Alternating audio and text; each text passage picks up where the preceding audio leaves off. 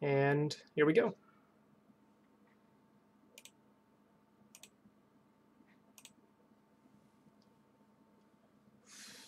If we hit a land or a dork off of the top, this is a turn 3 win. So I'll keep this hand.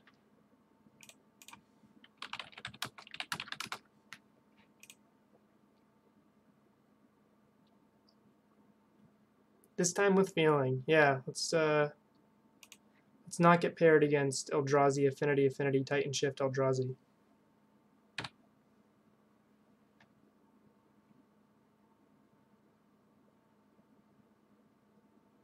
Burn. Okay, this is not a good hand against Burn, but this is a good matchup, which makes me glad I kept that third Knight of Autumn in.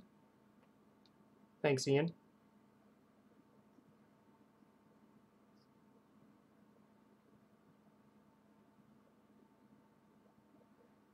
Okay, we were looking for a land or a mana dork there. No one up against Burn, it means Druid's probably not going to live anyway.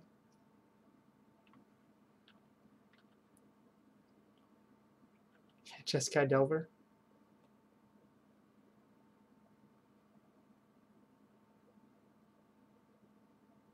Could be.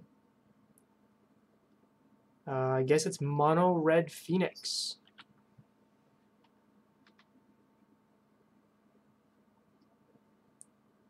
People are just slamming Phoenix into every kind of deck now.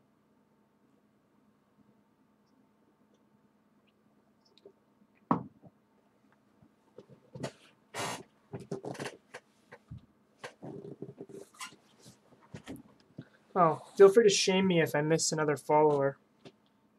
Already missed a couple too many. I think if I get 9 more followers, I will be an affiliate, which is kind of cool. Yeah, Frenzy's also been jammed into a lot of decks. I've played a little bit with it in Standard in my burn list. I don't really like it that much.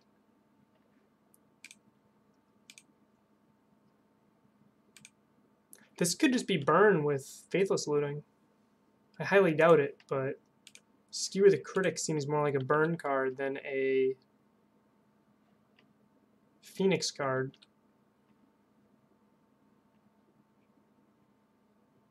Yeah, I definitely need to stream regularly if I want to be an affiliate. So because I have Plains in hand, I'm going to get the Overgrown Tomb. Otherwise, if that was like a basic forest, I would get the Temple Garden here. Having access to white mana is more important than having access to black, especially main board when I only have 2 Seers main.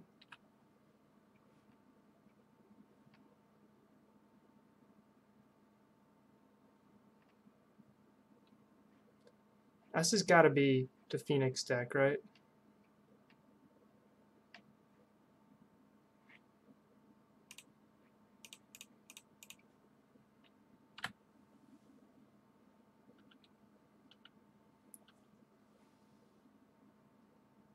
Yeah, this looks like Burn that runs Faithless Looting, which is interesting.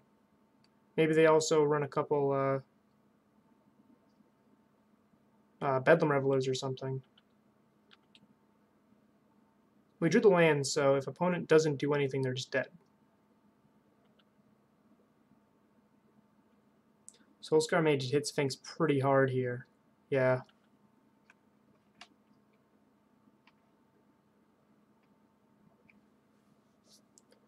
Okay, I think we just got to go for it, right? 3, 4.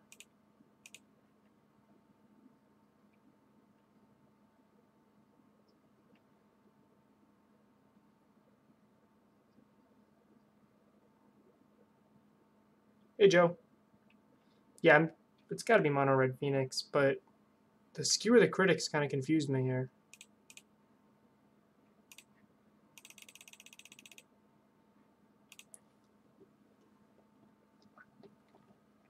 Well, we win. Unless the opponent has a split second card, they're dead now.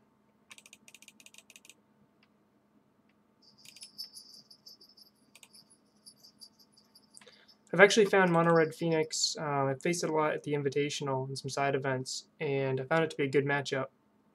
Mostly because they run a lot less removal and a lot more face burn.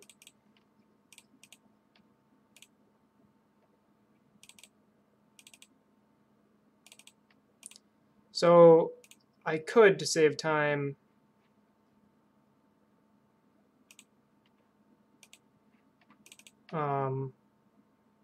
Eternal Witness for Cord, Cord for Ballista, and then Eternal Witness pick up Cord again, pick up Ballista. But I'd be really punished if they had like exactly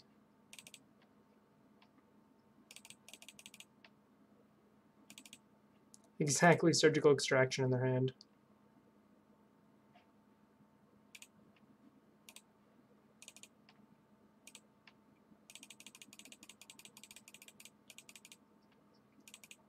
Fortunately, my opponent doesn't realize the game is over yet.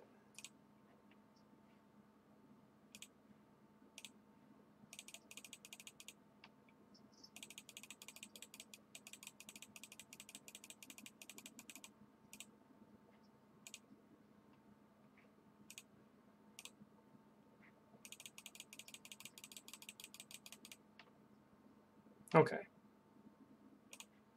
Now they know.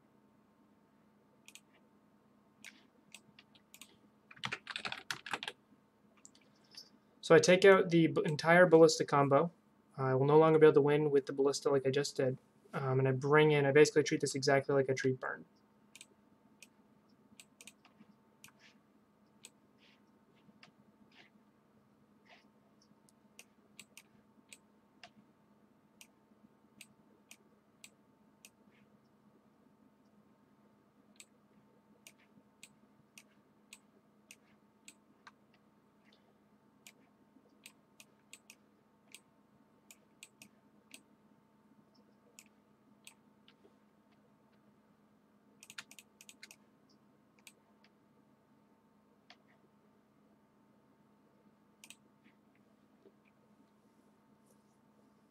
Yeah. Yeah, I believe that's actually the same. We can check. Chris, I think it's the same exact sideboard plan, except I bring in Eidolon, which I don't do against Burn. Yeah, it's pretty much the same sideboard guide. I take out the same stuff.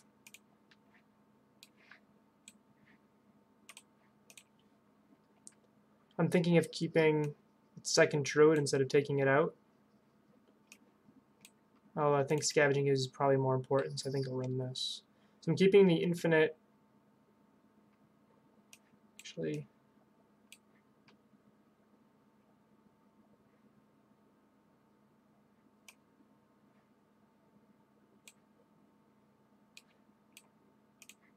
let's run that. So I'm keeping the infinite life plan. I have a Guinness. So, don't know if you would like it, Joe. It's a terrible hand. If that was a overgrown tomb, this hand would be a little bit better, but still not keepable. This is a keepable hand. It's not great, but we get to put a land on top. Only problem is here we have to shock, and I really don't want to shock against a aggro deck, but I kind of have to here. Guinness, yeah.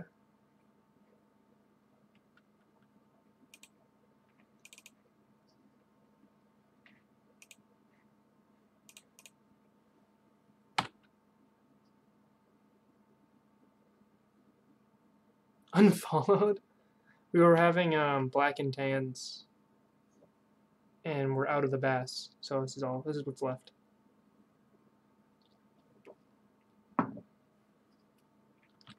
Bring one over, and I'll absolutely drink it on stream.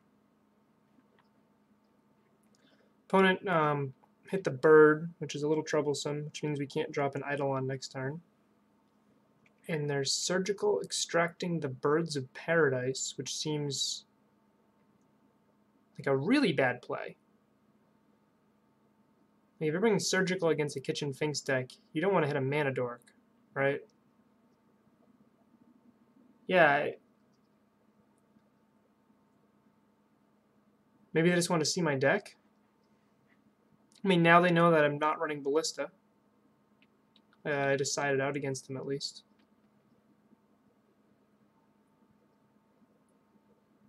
Yeah, but it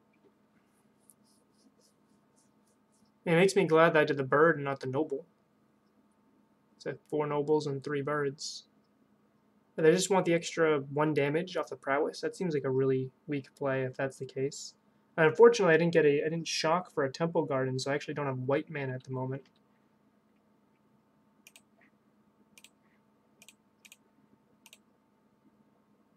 Oh.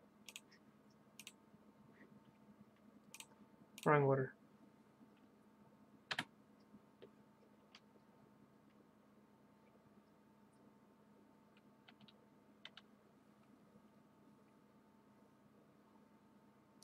Good news is that Kitchen Finks does a heck of a job next turn, especially since opponent either has a second Surgical in hand, which could explain why the Surgical Bird, they have a second one in hand. Well, did I do a punt? What was my punt?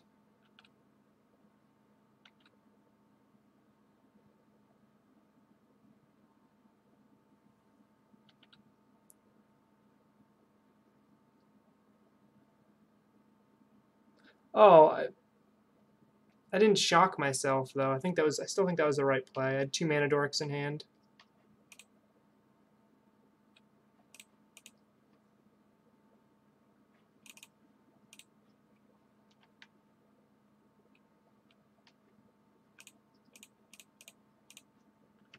Actually, just going to cast her now to be a little bit more mana efficient. I'm not expecting Druid to live.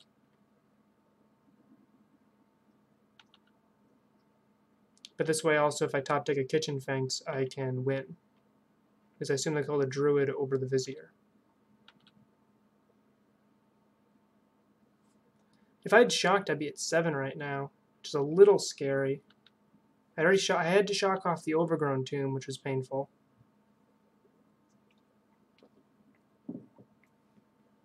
I could have fetched for white, absolutely. I still think it was right to just get the basic against the burn deck, though. Being at 7, like, I could be dead.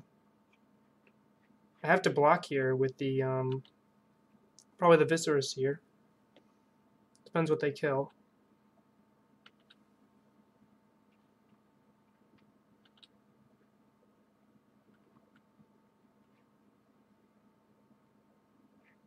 So I have infinite mana next turn, but nothing to really do with it, so I'll just block here.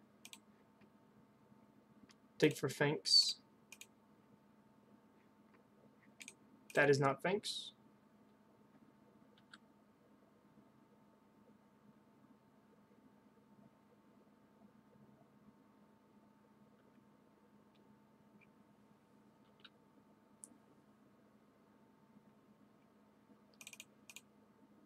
That's pretty sweet.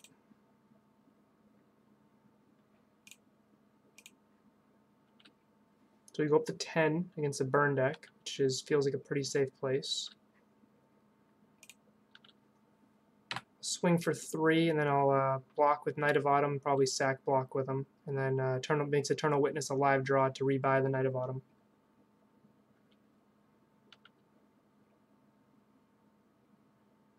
Eight.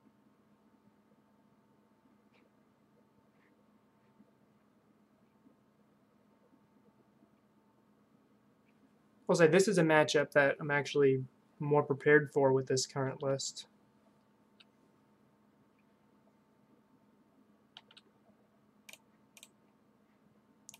So if they're not getting prowess, I'm not going to sacrifice. But if their creature, if it's not a trade, I will definitely scry 1 here.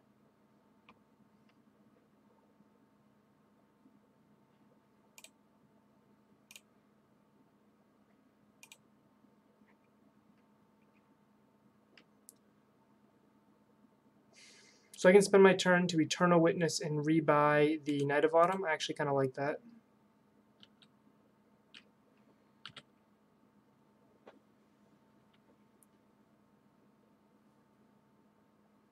Opponent has 2 cards in hand, so Eidolon's actually not that great at the moment. Bedlam Reveler. Called that early. This is Burn running Bedlam Reveler. So my option here is drop Eidolon so they can't bring back the Phoenix or rebuy Knight. I want to rebuy Knight here.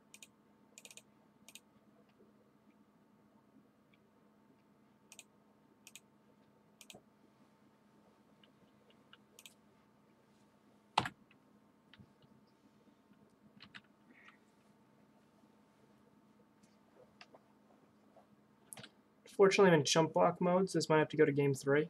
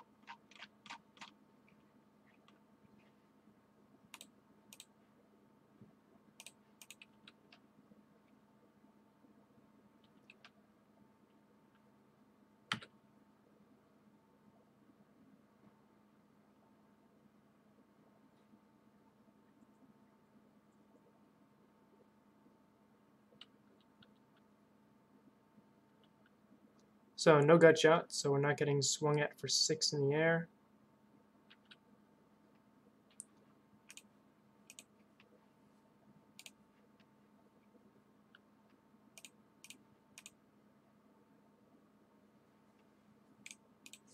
The Knight of Bottom on top. Unfortunately, all Knight of Bottom is really doing is keep me alive a little bit longer.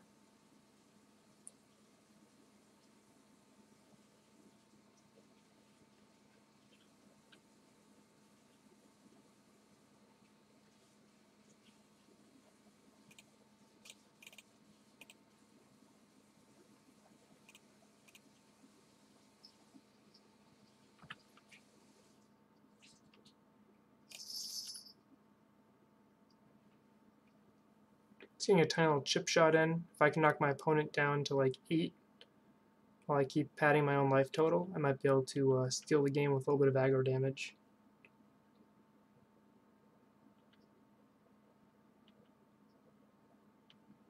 I have a feeling I'm about to take 6 in the air here, though.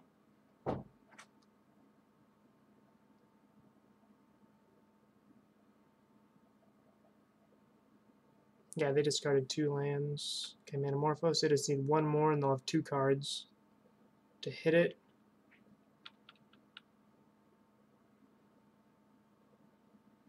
My best draw would be Collected Company here.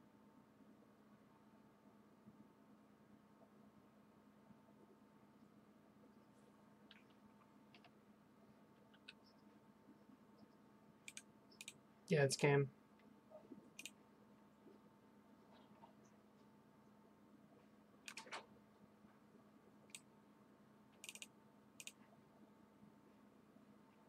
I like keeping 1 Druid in.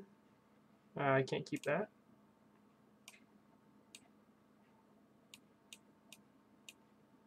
Opponent also mulliganed. I'll mulligan, try to scry a land or a dork on top. Perfect. Yeah, that was fast. You had mulligan this 6? I figured I had 20 lands left with 7 mana dorks, 27 out of 54. I have a 50% chance to have something I want on top. And I have a scry, which helps. If this was a 7, a 1 land 7, I would definitely not keep this.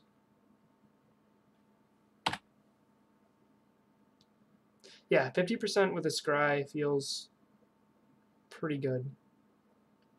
So I'm not going to fetch this because I want the card on top.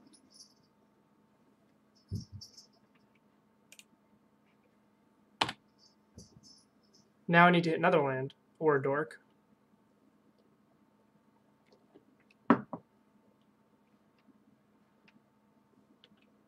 If I'm just going to take 1 here, I'm not going to path it.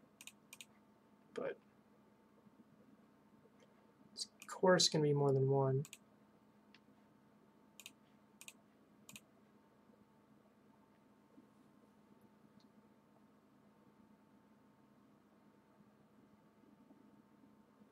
There's some issues I have with Fatal Push in this matchup, and one of them is that it does ramp my opponent. For all I know, he was stuck on 1 land, and now he's going to have 2 next turn, which does significantly speed up his clock.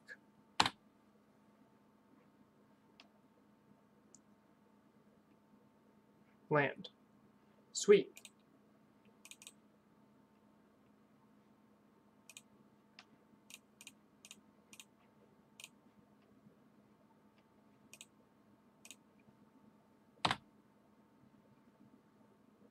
Okay, now if I hit another land, I can collect a company next turn. Oh, yes, sorry. I was thinking Fatal Push is so much better against Burn than Path to Exile. Path to Exile is so bad sometimes, but I need to kill their creatures. If the result of that is that I give them an extra land every now and again, I just need to do it.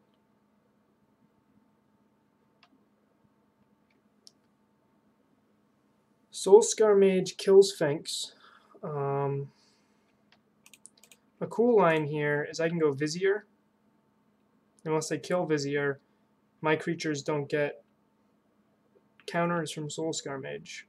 And I'll hold up Path.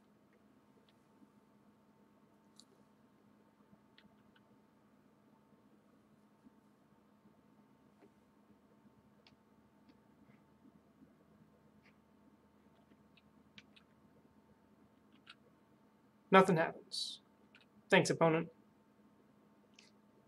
Cute little trick. Make sure you don't mess that up in paper. Some weird rules out there in Magic, and this is definitely one of them. Soulscar Mage and Vizier. If it's a gut shot, the damage doesn't stick. This is the worst Krakenwick deck I've ever played, so...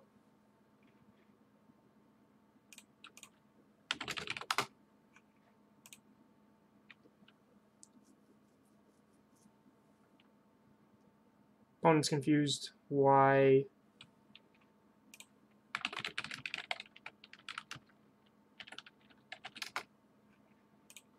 my Vizier is still alive. Yeah.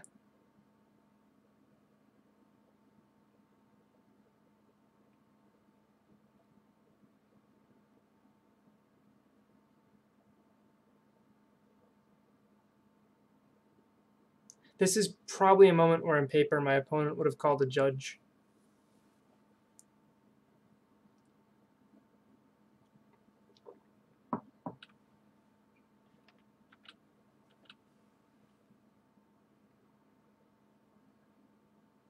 Judge. My opponent cheated. He refuses to let his Vizier die to a -1/-1 counter. Yep. So if that was a lightning bolt, my Vizier would have died because I only would have stopped one of the counters. But Gutshot deals exactly 1 damage and Vizier stops exactly 1 counter.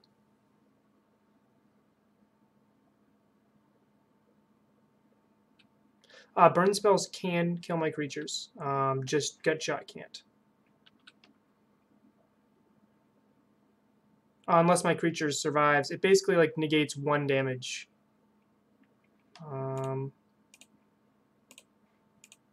Let's path this.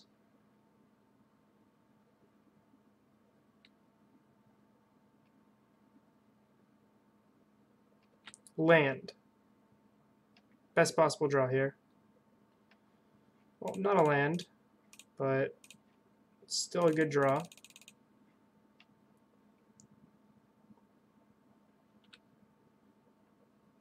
I've turned on their Gutshots. I think they only probably have 1 more Gutshot in their deck. Now I get to be at a healthy 14 and knock them down to 16 with a full control of the board at the moment. And probably a much better hand than my opponent. I just still need to draw either a Mana Dork or a land to start dumping out my hand.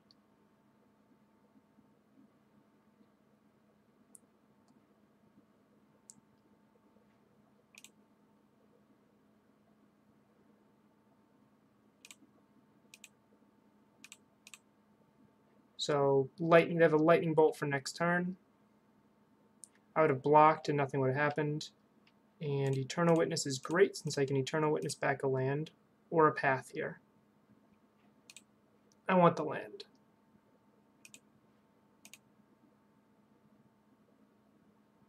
This will also give me access to black mana.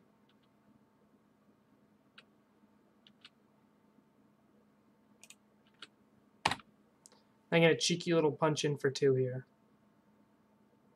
Opponent has 1 card in hand and a lightning bolt in exile, so I think I'm doing okay.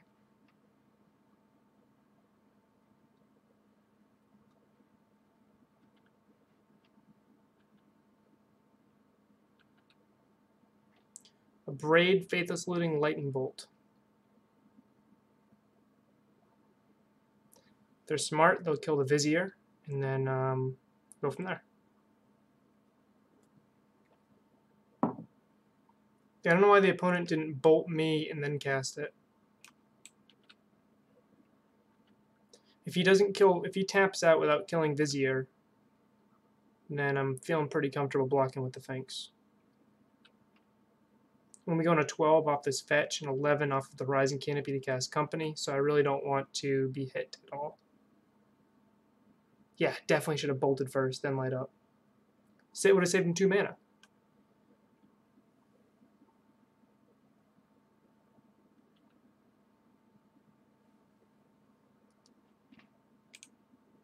So he has the Lightning Bolt, which can wreck my day here.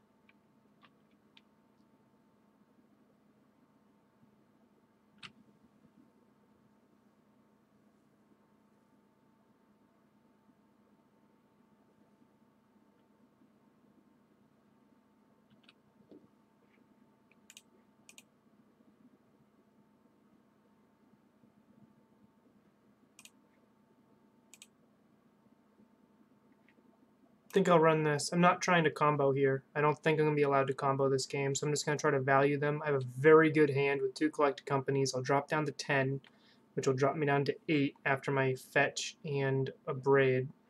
Yep, I'm expecting that. Probably should have blocked with him if I'm expecting a bolt anyway. I just didn't want to give him a free bolt to my face there.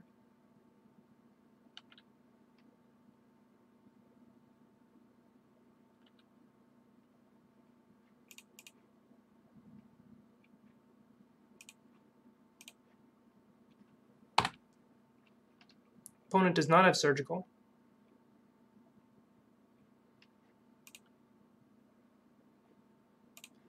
I will Company while they're tapped out in case they have like a Skull Crack.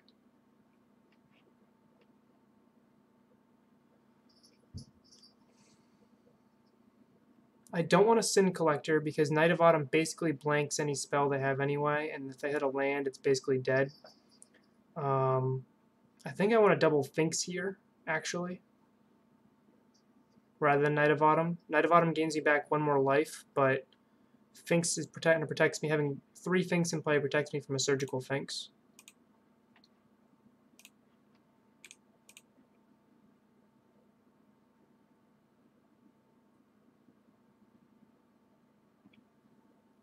Yeah, so I really couldn't block there.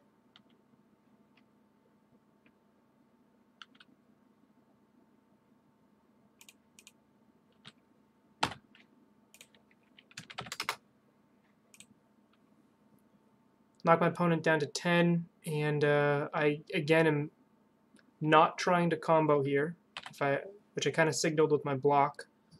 I know I kept the combo in, but I'm not trying to combo here because they have too much removal. They do have an Abrade, which they kind of have to spend this turn or they lose it.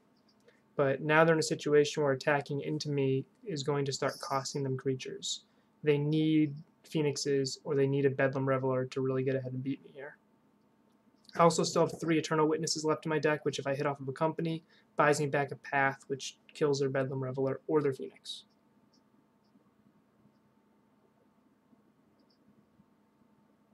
What do you mean every time you lose to Burn, you feel like you lost to a bad player?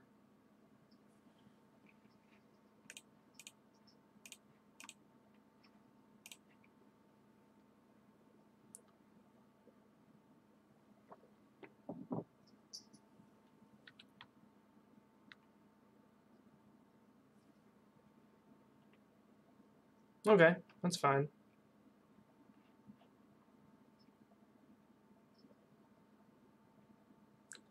Yeah, I hear what you mean. Sometimes Burn just draws perfectly and you just can't beat them.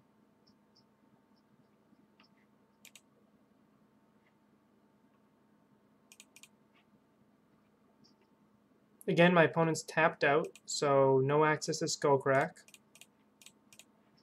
So I'll just cast Company now. I shuffled, so the Knight of Autumn that I put in the bottom is back in there again.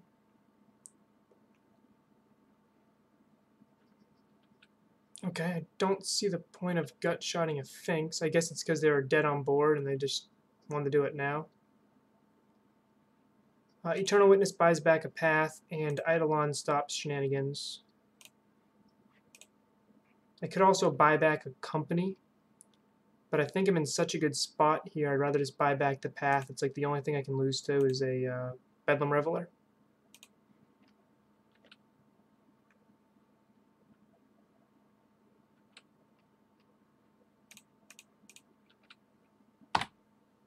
This will drop opponent down to 2 life, and I have a full board. Unless they have Anger of the Gods, this game is pretty much over.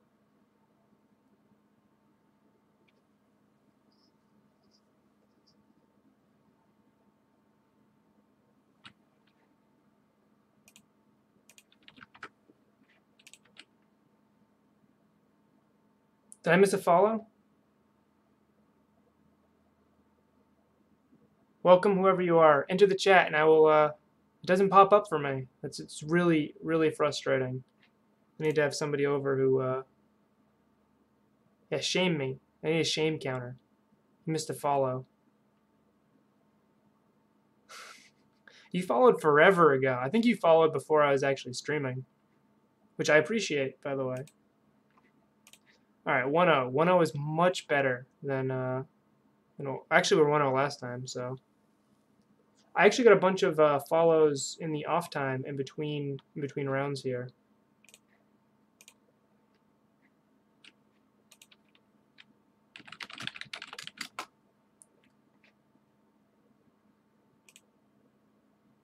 See, I'm at 32 followers. If I get 18 more, I'm an affiliate.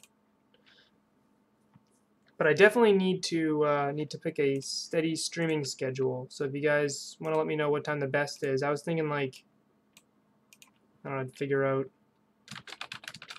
a specific day of the week. I always do Modern or something. You can also stream Arena if anyone's interested in that. All right, this hand's pretty good. I got turn 1 Accelerant. I got Devoted Druid.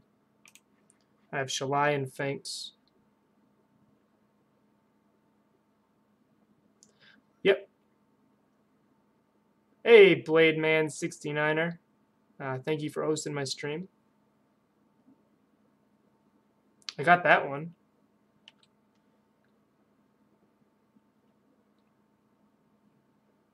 So Garrett, the joke is that I'm actually really bad at mentioning follows because it doesn't pop up. There's no sound or anything, and it doesn't pop up on the screen I actually look at.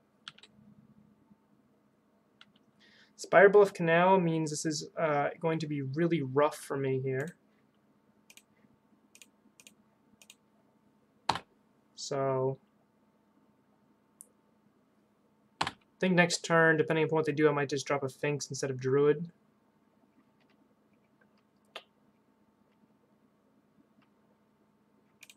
I'm going to try to get a cheesy win if I can. If I draw exactly Chord of Calling and they don't kill Druid, I can win. If I drop Kitchen Finks, I could attack through Thing in the Ice for 4 damage, but that doesn't even do anything.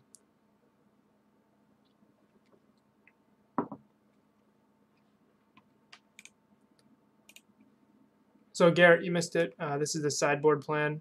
Ended up going with back to the 3 Knight of Autumn. Nothing spicy. The one spicy thing, I guess, with the Plague Craft, which we've already talked pretty much a pretty good deal about. So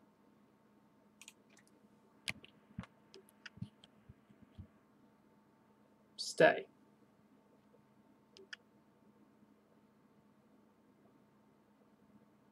Greenwalk. I'm sorry I missed you. Welcome to the Doom Train. Thanks, Ian, keeping me honest. So next turn I'm going to drop a Noble and a Druid. I think my best line is block with Noble. Try to cheese out a win with Druid. Again, if I draw exactly Chord of Calling and my Druid lives, I have lethal next turn.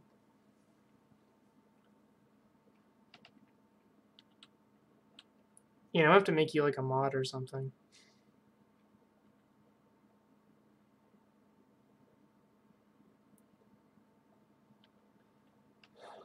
They're digging.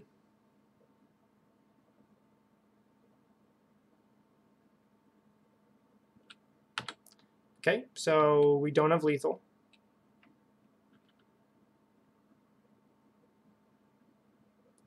Opponent runs lightning bolt, so I kind of am forced to block here. Yeah.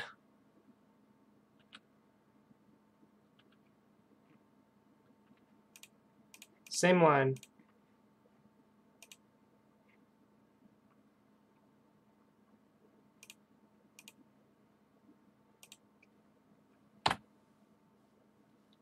Block with bird.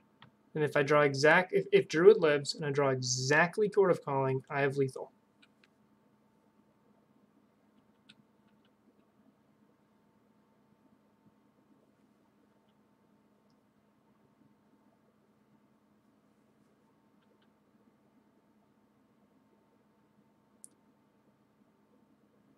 What's the black for and what? My opponent's list?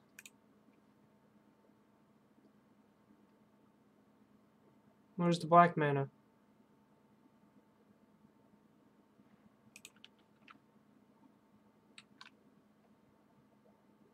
I've seen Grixis thing in the ice, Phoenix, and the card that they splash black for was that standard card.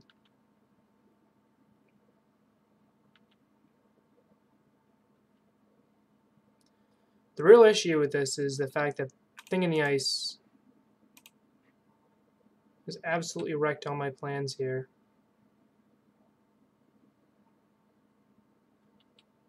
It's fine.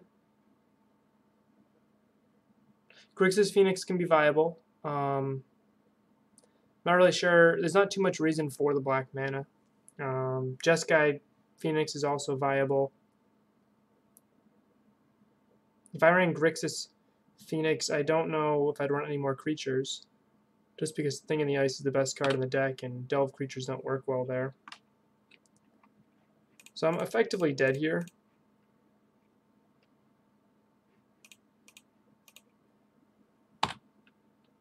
I'll block with Duskwatch Recruiter in case I draw Collected Company.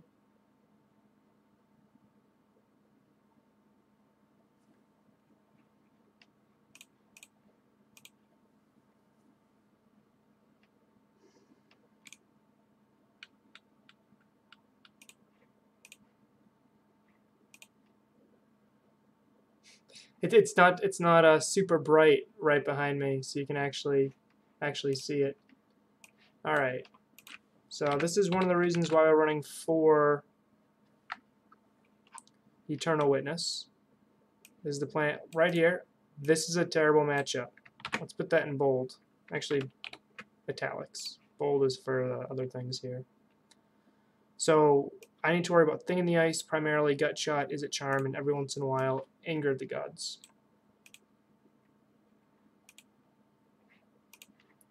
So I'm taking out my entire Ballista plan.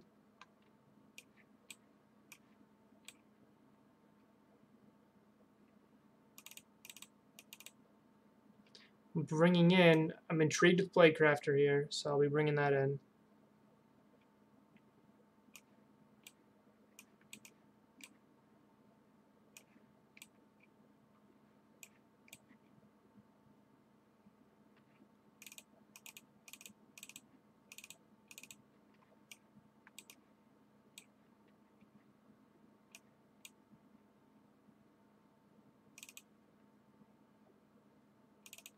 So I'm keeping in the Infinite Life plan, but it is very limited because it's limited right here. And without Court of Calling, I'm probably not going to hit it, but I can still fall into it to steal a win here.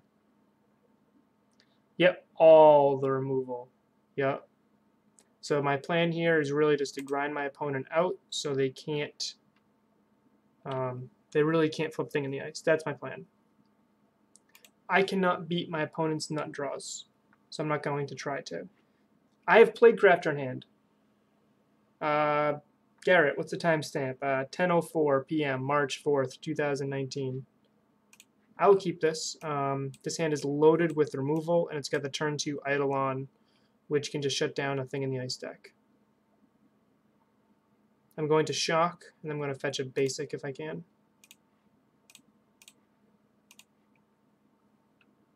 But I still will need white mana if they kill the noble.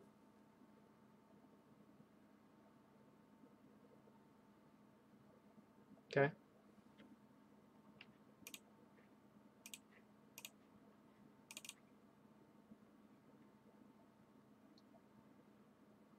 Land was a good draw here.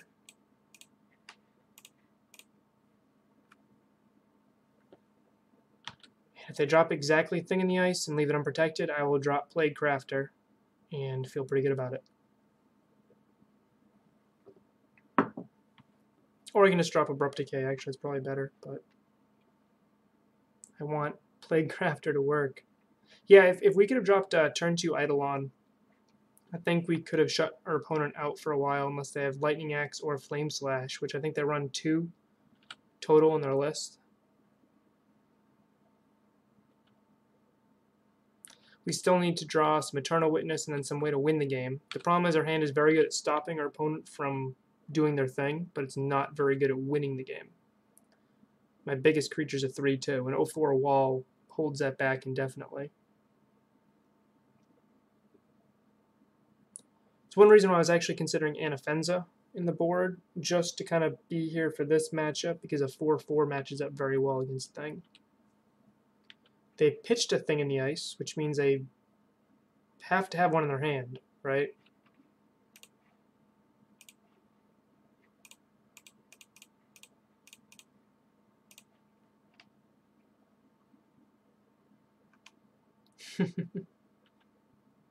I like it, Garrett. You have to, like, save that somewhere.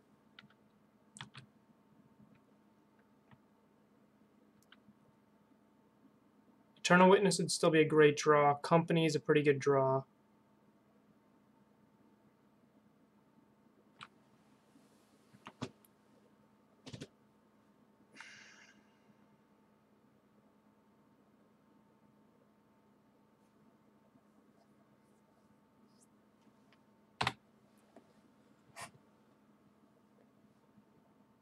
Chat, let me know. Should I have played around Blood Moon? Like, that is not a card you bring in against Abzan Company.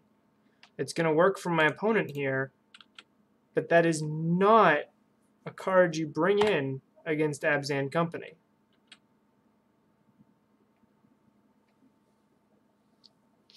I mean, it's very good right now. Fortunately, I have Plague Crafter in hand. It's going to be pretty good. But you don't bring in. I mean, I can run my entire deck off of basics. Everything I do off of basics. I actually think of the card I'm going to kill here is Viscera Seer, because Plague Crafter is bigger. Oh, they kind of prevent that from happening. I do not want a non-basic land. Thank you very much. So I'll be killing Plague Crafter to himself, because Eidolon is more important here. And now I just need to draw a basic forest or a basic plains. Basic forest ideally, and then I can start beating around. Yeah, it doesn't make any sense here.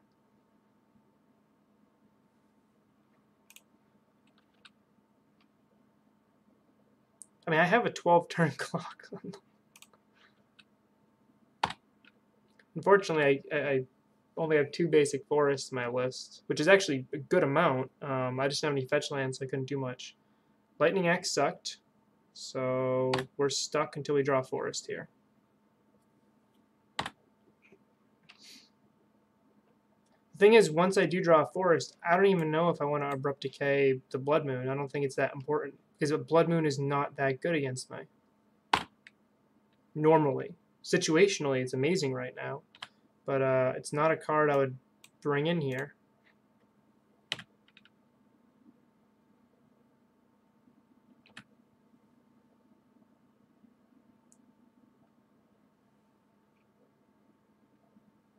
Opponent has 3 cards in hand, so I think we're just going to be dead to this Blood Moon, which is super painful.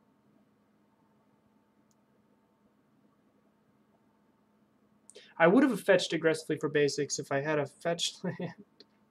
I guess I had the Verdant Catacombs, but I really needed the swamp to ditch out my hand. If one of those temple gardens was a Windswept Heath, I would have had a basic forest this whole time.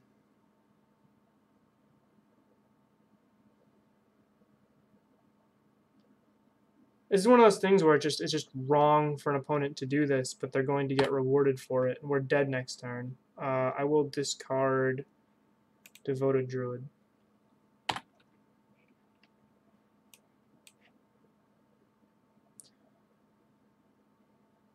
Okay, Lightning Bolt kills us.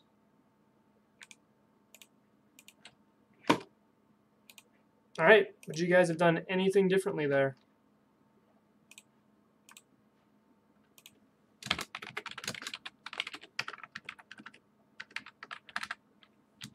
Making a note, lost to Blood Moon. I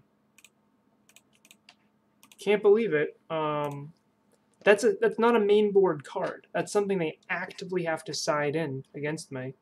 Why would you side in Blood Moon against what is effectively a 2-color deck?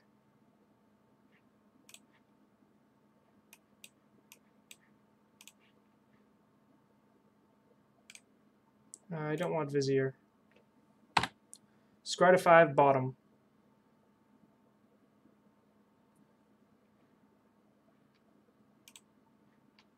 Tron. So my life total doesn't matter. My hand is terrible here.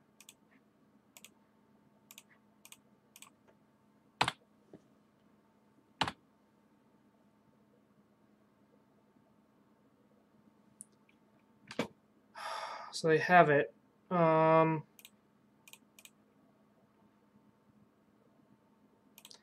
just going to progress my mana.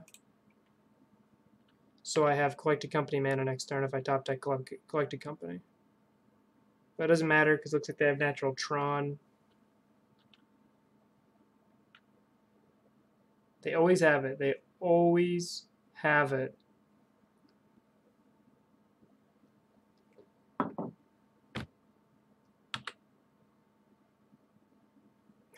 Luckily, I don't care about Wormcoil. So we have the Collected Company, and I can sacrifice something so they don't gain the life, but I don't really care if they gain the life. So I think I played that well by dropping the dorks there. They're going to have an Ugin, though, right?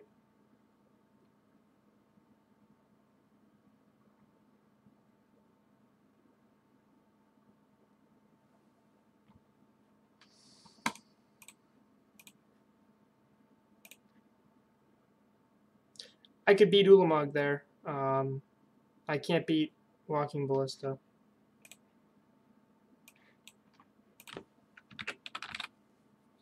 So I take out the entire Infinite Life package because it doesn't do a darn thing. Infinite Life doesn't beat them. I bring in Removal, Knight of Autumns, maybe a Gideon as an extra beater. Sometimes I bring in Sin Collectors.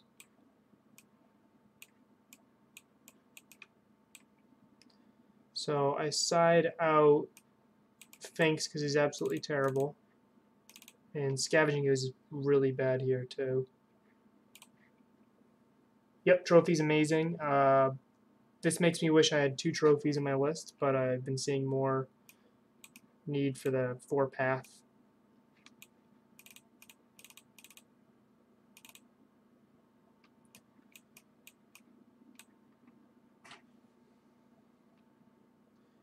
Now, a path or an Abrupt Decay. I think on the play I'd rather have the Abrupt Decay, which can even hit a map. Now, let's hope we don't mull to 5. I'll keep this. If I hit any payoff creature, I can win the game. Opponent mulls to 6, puts a card on top. Windswept Heath will get an Overgrown Tomb, and then I can cast every card in my hand.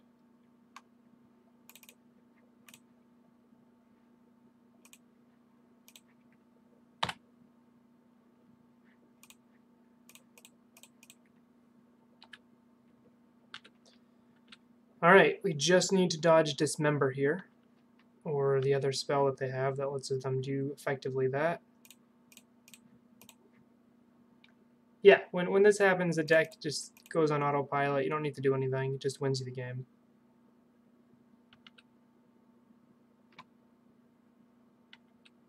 What? I don't really see the point of that.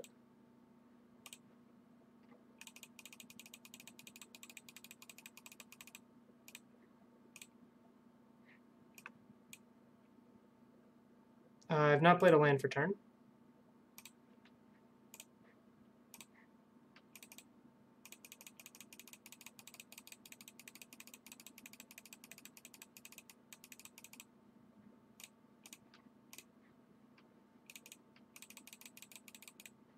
Okay. Opponent does not know about Ballista. They've got to assume it's in there, though. This is the hard one. When they can Karn my Druid, if I have natural turn 3 win, and they have natural turn 3 Karn. This hand just doesn't do it. If this is Jund, this hand would probably be fine. But this is not Jund. This hand also doesn't do it. And this hand is pretty bad, but mold to 4, an acceptable mold to 4 would be Temple Garden, Noble Hierarch, Devoted Druid, Chord. Or Vizier.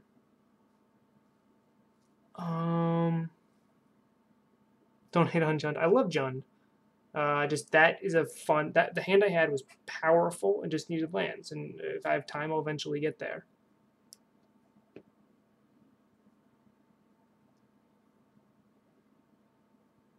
I don't think I can keep this hand.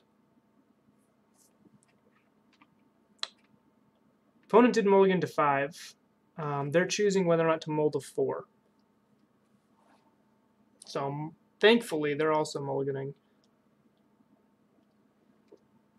I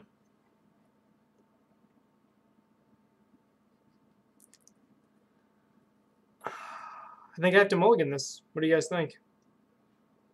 The thing is if I get a if I get like there's Noble Hierarch on the top, I can do a turn 2 Knight of Autumn, which might be able to blow up a Expedition Map or an Oblivion Stone or something. But I really just want a hand with 2 lands, a Druid, and another payoff card. Yeah, if they go to 4, I might keep this just because I can beat them down with a 4/3. Like I said, if I can scry Noble to the top. 4 is just so bad. 4, you're on the risk of not having any lands in your hand.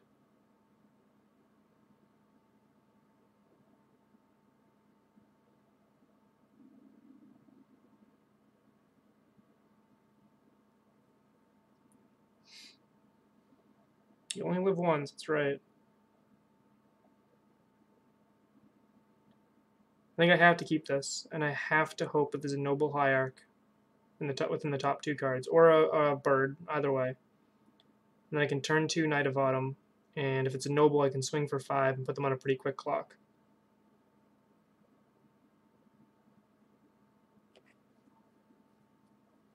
One thing I really like about MTGO is the chess clock.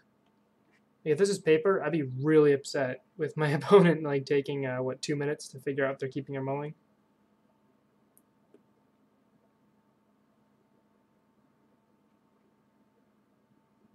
Yeah, if they kept a full 7, I would need exactly a turn 3 Druid or a turn maybe a turn 4 Druid win. But if this is what if they have a hand which they've been spending over 2 minutes now to decide whether they're keeping it or not, I think I'm fine.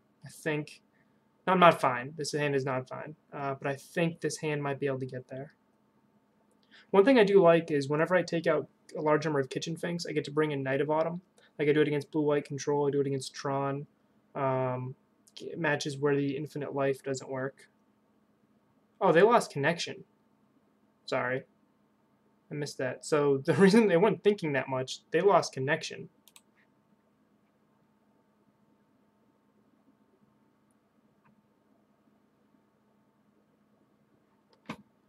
Oh, I don't want that. Turn 1 basic forest is what I want to see here.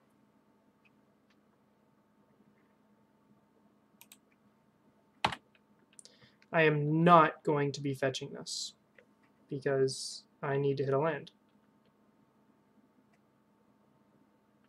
So I have 19 lands left, plus I have 7 mana dorks. That's 26 out of 54 for good hits. I also have Devoted Druid, so it's 30 out of 54. That is not what I want to see. That is actually one of the worst draws I could have at this particular moment.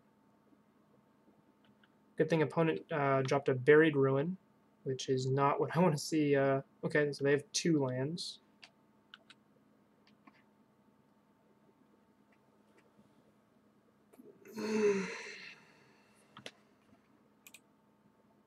One of 2 lands in my deck that did not let me cast Knight of Autumn. I can't cast anything in my hand except for Path to Exile. Best possible draw is another land, and then I can cast Company.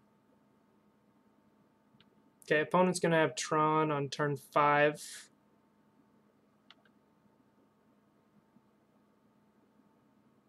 Land. Not a Gavney Township. Any land but Gavney Township.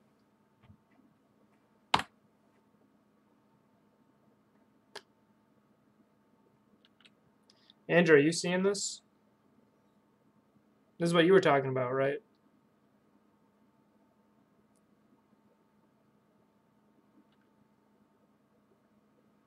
This is such a competitive game right here.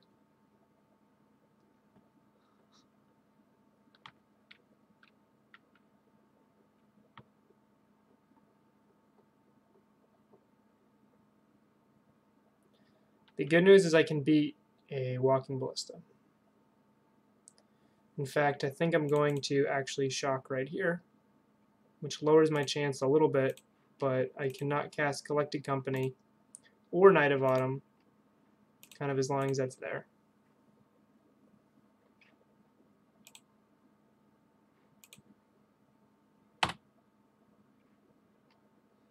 Best possible draw is a land. Preferably not my last Gavney Township.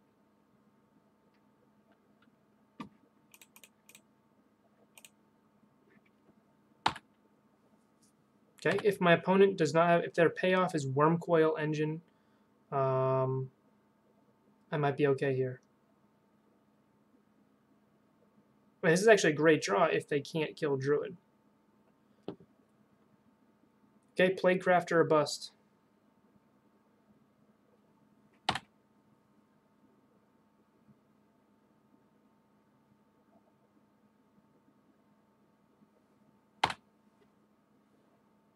Today is not my day for Magic, huh?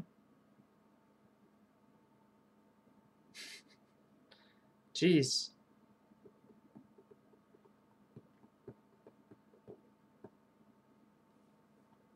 Alright. No longer, Plaguecrafter no longer won the game once they played a creature, and Walking Ballista alone was enough to kill me.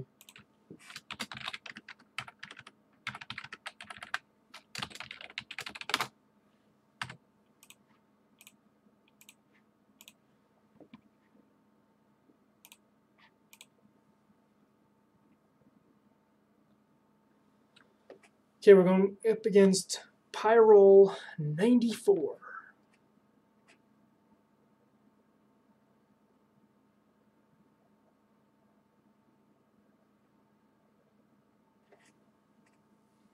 I'll keep this hand. I would keep this 6, or actually even keep this 5. Looks like we're up against Boggles or Pillow Fort.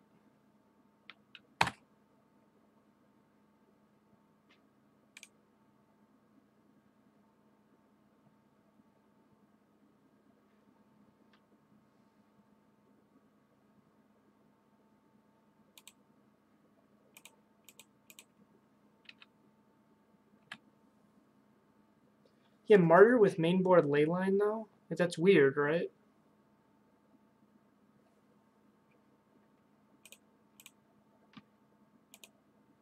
I'm getting enough weird enough vibe where I'm playing my land before I play Druid, just in case they have that 1 mana white counterspell. Mana Tithe. Prison, yeah.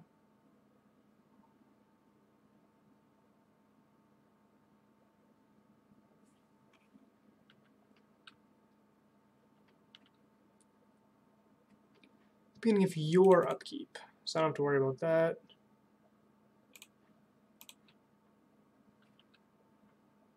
Cord. Nice.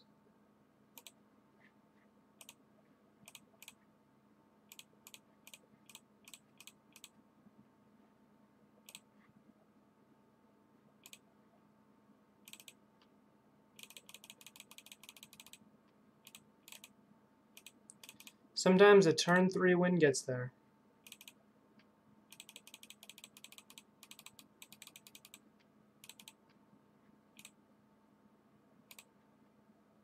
So, from what we saw from my opponent, wow, I look really bright right now. I'm like Niz, right? I want this, maybe that, maybe that. I don't think I need creatures, and I don't think I need Scavenging Ooze. I assume they're going to bring in Rest in Peace. I don't know if Infinite Life beats them.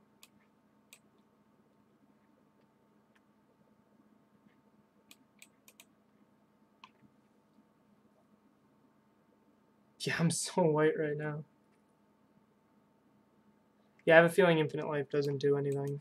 So we'll just take that out.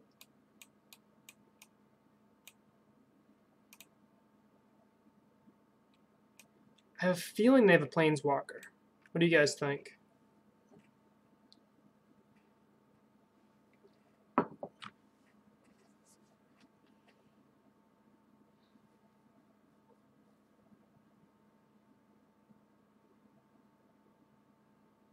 Yeah, and they'll probably play it out.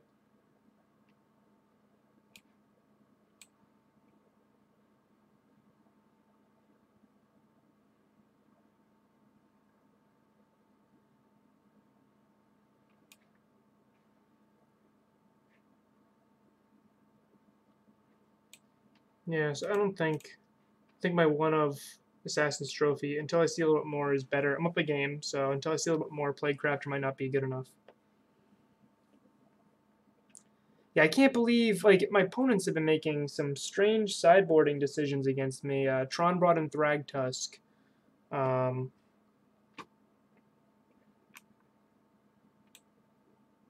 brought in Thragtusk. Izzet Phoenix brought in Blood Moon. Like, these are just wrong decisions here. And, hey, it worked out. I'm going to keep this. I have 20 lands plus 7 mana dorks is 27 out of 53. I have a 50% chance. I have 2 draws, so the first draw I have a 50% higher than 50% chance. The second draw I have 20 out of 52.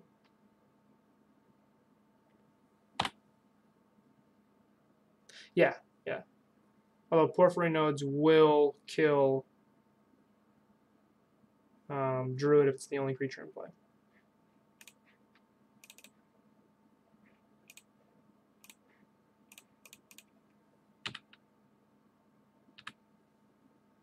Yeah, could this be ad nauseum?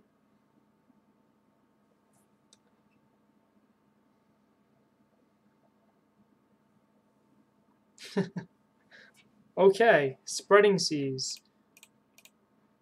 You got me. You got me, mean opponent. The only thing is if they do drop a perf, I mean they're dead if they don't kill Druid, but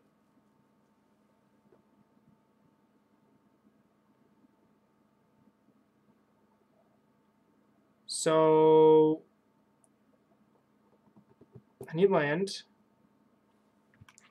1, 2, 3, 4 mana. I can Cord for 1, or I can Company. This might be. So Walking Ballista can't kill him, but Shalai still can.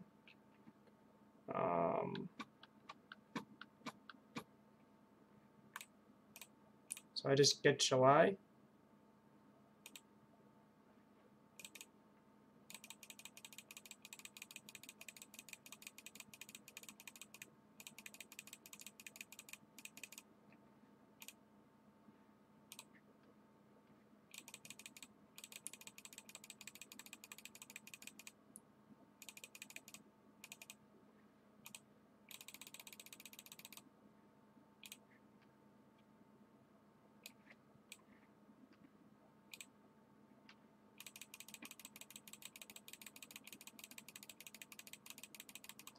So this is going to be a lot of clicks.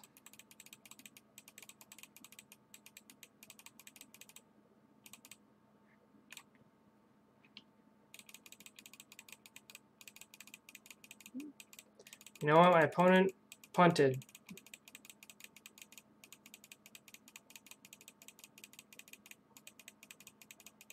If they have path, my guys got hexproof. They need 2 paths.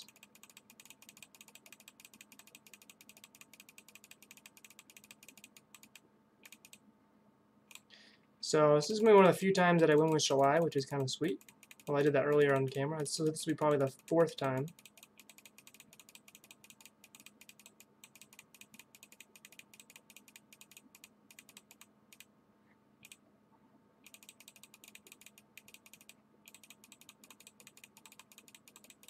I could get some Noble Hierarchs in play with... Alright. Thank you, opponent. Jeez. Powerful finger. I mean, what's the point of playing out that game at that point? I have, what, 20 minutes of clock? Like, I'm not losing. I am not losing that game. So we beat Enduring Ideal.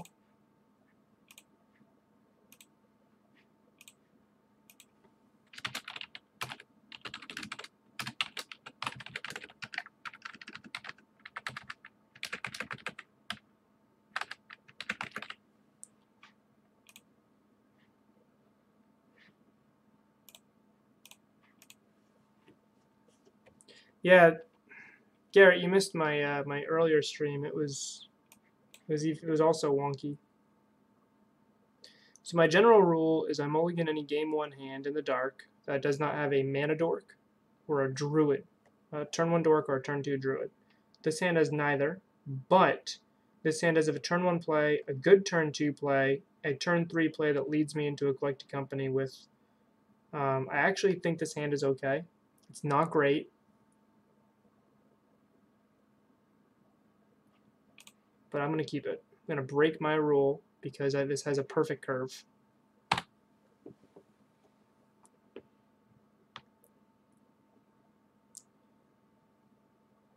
Chalice on 1. Okay. So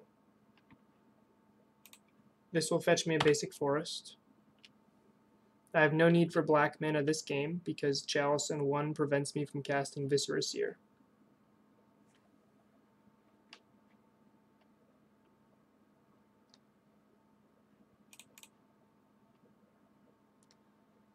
Yeah, I'm not.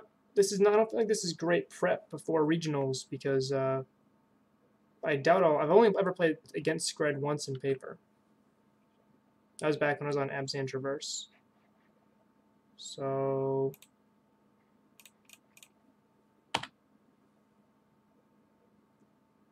just drop a creature. Gets killed. It's fine. Next turn, unless they Blood Moon us, we can Eternal Witness, buy back a land.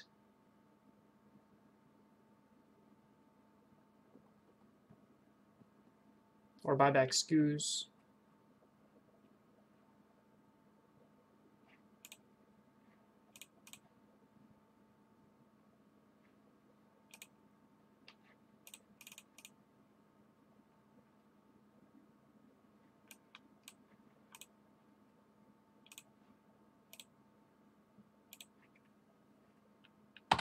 So next turn is Gavany Township into Collected Company.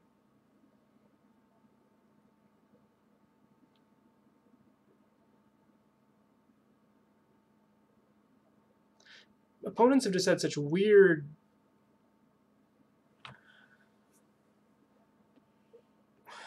all day with the 2 Eldrazi decks, the 2 Affinity decks, Titan Shift.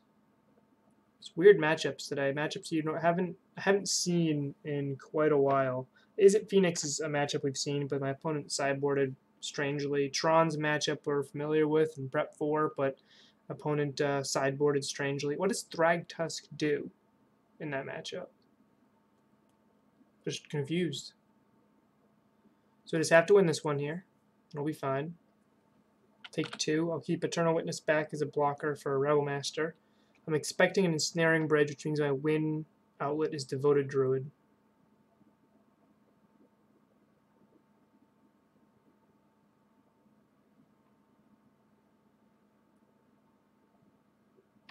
What was that? What just happened? Target player discards all cards in their hand and then draws that many cards. Are they milling me? Like, what? I mean, thank you. I Collected Company is the only card I actually cared about getting rid of there. So, thank you, opponent.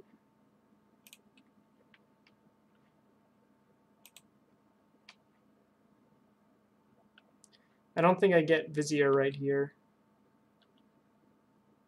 Do I? They have 2 cards in hand. I'm going to get Vizier.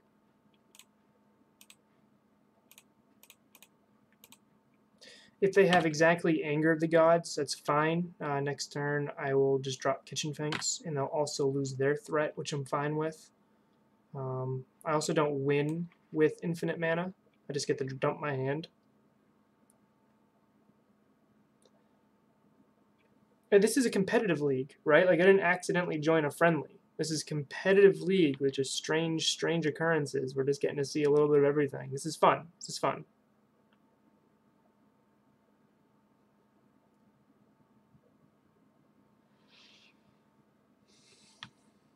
Okay, sure. What are the odds they run Gut Shot, you think? Yeah, Collected Defiance just turns on Dredge. It turns on Phoenix. It just... What else does it do? Hits a creature or hits face. Gut Shot would be countered, right? So I guess I get to block here.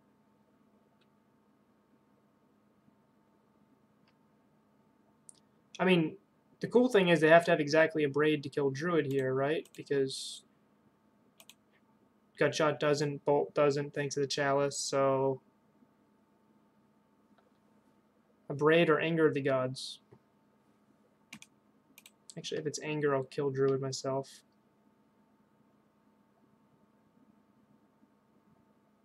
Or I guess Chandra. Chandra would do it. Like if they Ritual into Chandra. Or another Collective Defiance to deal 4 damage to a creature. Sure.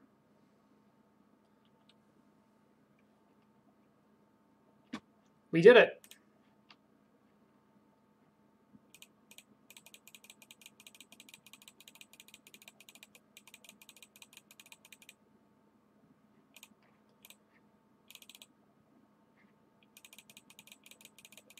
So I have 2 attackers. Alright, Shalai's proven her worth here.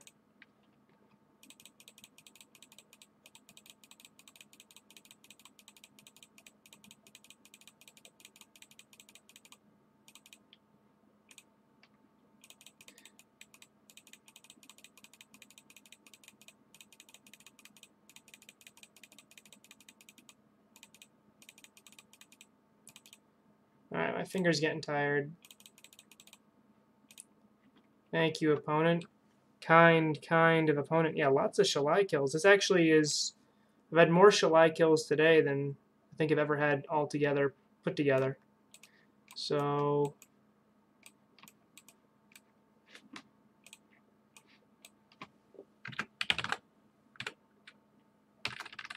Nothing.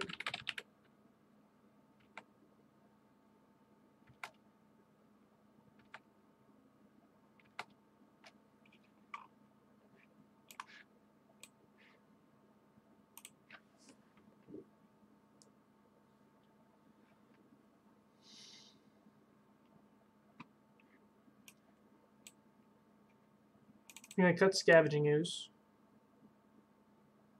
There's got to be, but there isn't right now. There's nothing set up, and I think it's ban-worthy if you do set something up. Otherwise, I'd love that the Kitchen Finks win, to be honest. That's actually what I want it for. I don't want it. Shall I win is super painful. There's a lot of clicks for that. It's um, 12, 13 clicks to get +1/+1. So if you have to do 20, that's 13 times 20. That's a lot of clicks. The Ballista has a lot of clicks too, but the Finks has so many clicks. If I could just get a loop and just gain 500 life in 2 minutes, it'd be much better.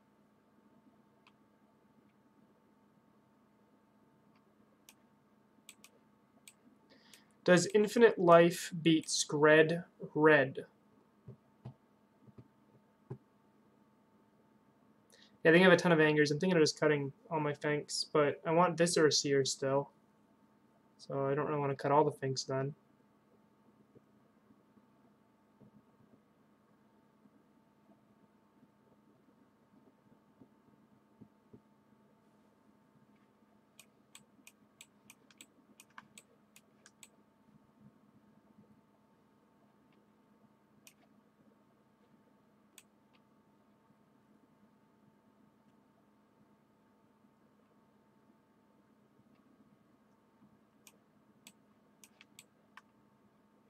We're also going to have Grapdigger's Cage too, probably. So I'd like the full 3 Knight of Autumns.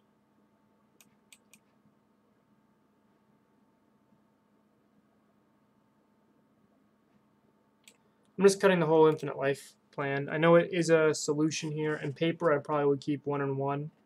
I don't think it's worth it here. Yeah, I think infinite life does win. I just don't. I think I'd rather have Knight of Autumn here, oddly enough. And I love this hand. This is a turn 3 win hand.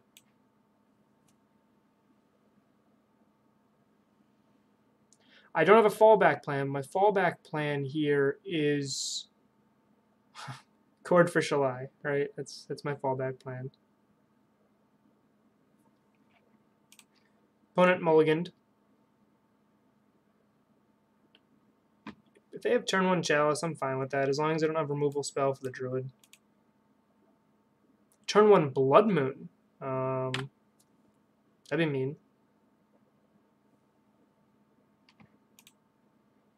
So I'm actually going to get basic Forest, because even though opponents shouldn't keep Blood Mooning against me, they have been, and you gotta be ready for it. Abrading a Noble Hierarch is probably a mistake here, unless they have a second removal spell.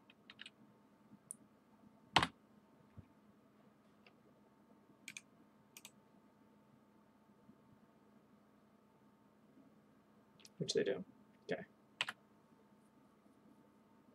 Land. We're in a little rough spot here. I probably should have played the bird there instead of the Noble.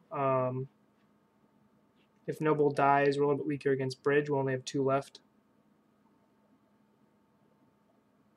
I just need another green source, so I need this Noble to survive.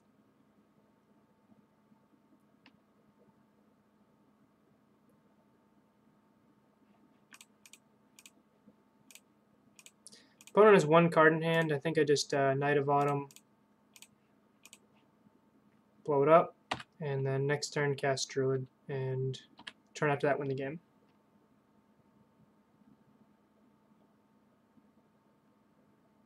Don't care about Bridge.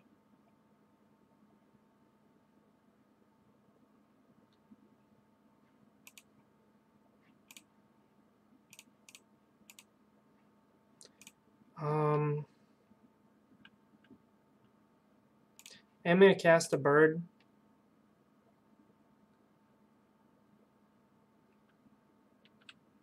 I don't care about swinging for 1 here.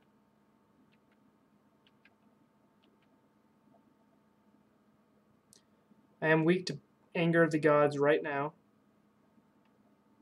I'll kill the Druid in response if I have to, and then I'll just Eternal Witness a little bit back. The reason I played the bird was in case they kill Druid, I'll have a lot more mana next turn.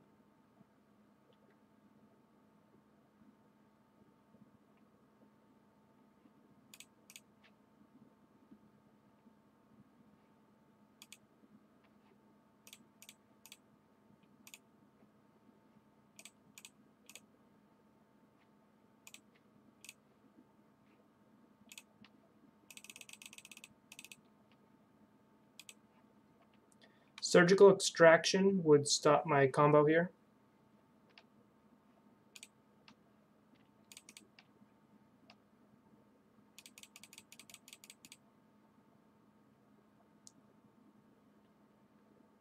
Surgical Extract, they have to have exactly either a Sudden Shock or some sort of Graveyard Hate here.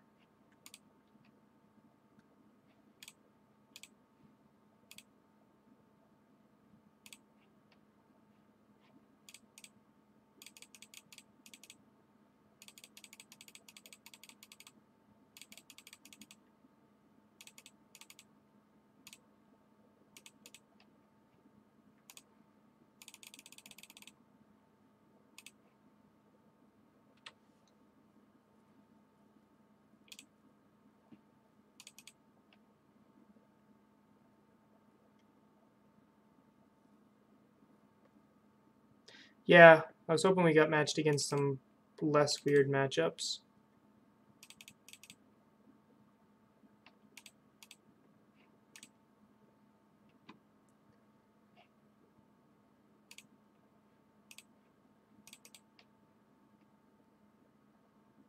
This game's over. Opponent just hasn't seen a Ballista yet, so I can understand waiting.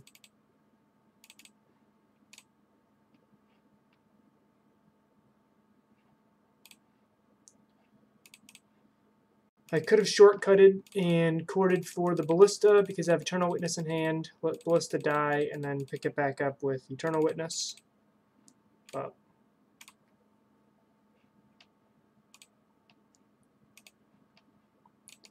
in fact, I can still do that. Honestly, I just wish Tron wasn't a deck. Just a deck I've never enjoyed playing against.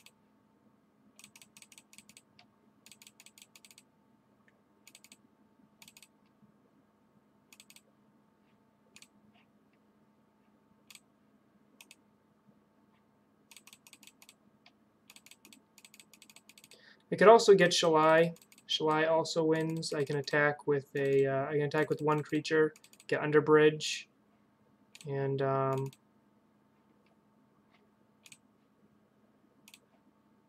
then pump up.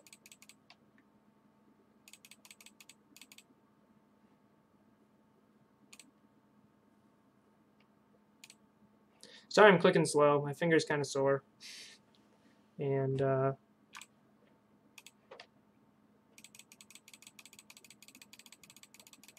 still have 18 minutes of clock, so it's not like I'm rushing here.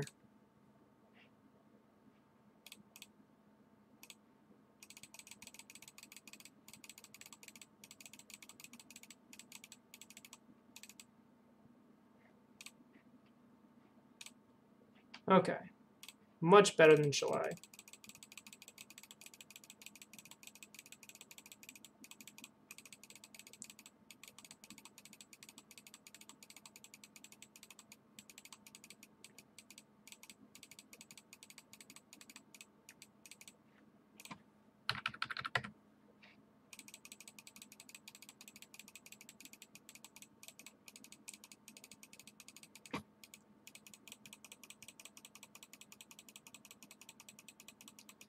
$40 mana. Well, I could be cheeky and I could attack with Noble. Make it slightly smaller, but that takes like just as much time.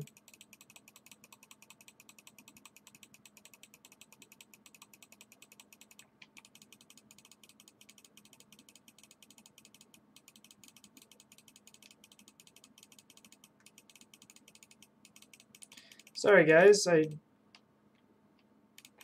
I typed into the chat ... to my opponent. He said, "Yeah, gonna make you play it. That's how Magic goes, bro."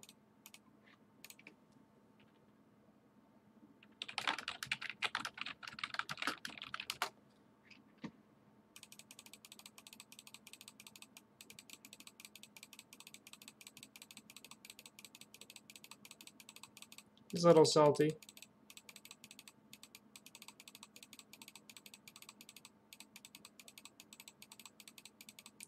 You can't play a turn 1 Blood Moon deck and... Okay.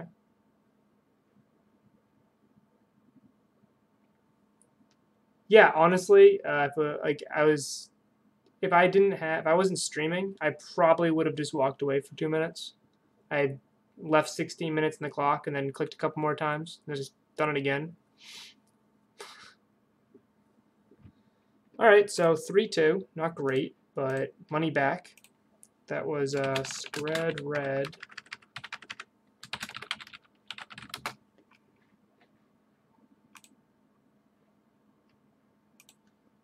What do you guys think? What do you want?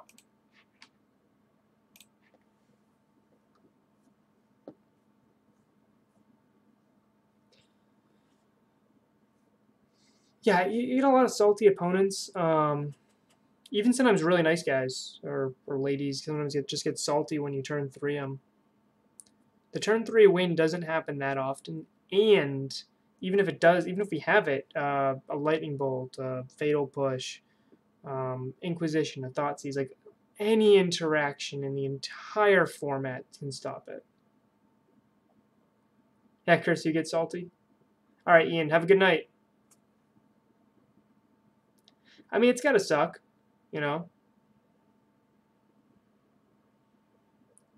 Well, we mulligan for it, or we just, maybe just Ian and I just are sneaky shufflers. You gotta cut our decks.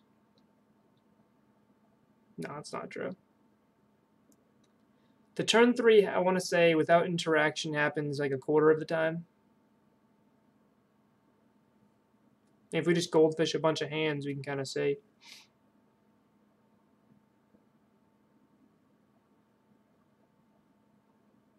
Yeah, everything. Which is why I don't understand the Knight of the Reliquary version of the deck, which it's not. It's like you run a really fragile combo, which takes a ton of slots in your deck. I mean, we're talking an absolute ton. Oh, they don't run Finks, but you need the chords. Like, they're running 16 slots in their deck devoted to a combo which gets disrupted with Lightning Bolt. The Finks version is great because if you go turn 2 Druid, they kill the Druid, you still have the Rem Vizier in hand, whatever, you just play Finks, then you chord or accompany into a Seer, which is another reason why I run 2, so I can accompany into it. And then you win a backup plan, which makes all the cards in your deck better. It is 10:52. I don't want to do the league, but I'll do a open queue if you guys want. You can do Abzan Company, or we can do a different deck. Finally got to cast Plague Crafter. It was pretty sweet. Oh, 1 is needed. Let's hop in. Yes, Leppy7, I will play first.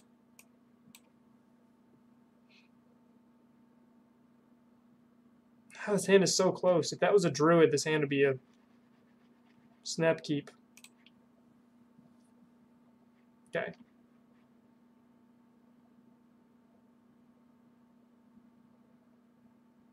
Yep. One of the reasons I think this deck is great is because of how linear Modern's gotten. And when a bunch of decks are just playing, we will absolutely bottom that. When decks aren't interacting with their opponents, the fastest combo wins. And we have a turn 3 combo, which is decently consistent. A quarter of the time is decently consistent. So, opponent also Skred bottom. Oh, sorry, nope, they Skred top. So we're going to go turn 2 Finks and go from there.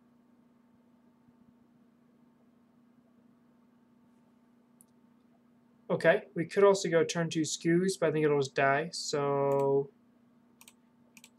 let's preserve our life total a bit.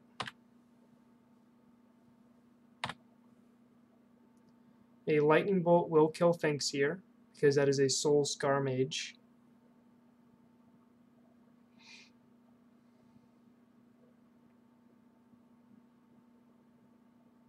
I will block here, if there's a chance.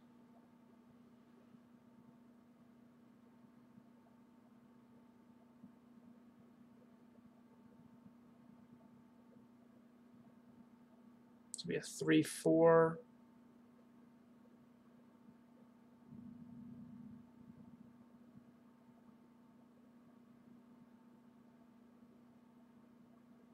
They can either go to 13 or go to 18.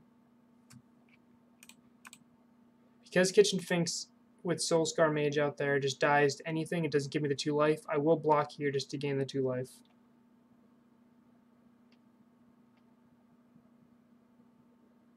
Oh, they had Gut Shot. That was mean.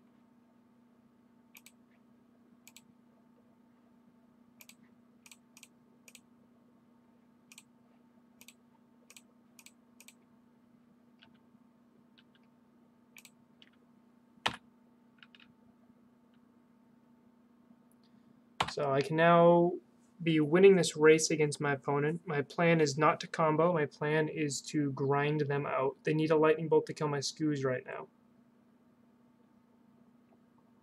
Let me catch up in the chat.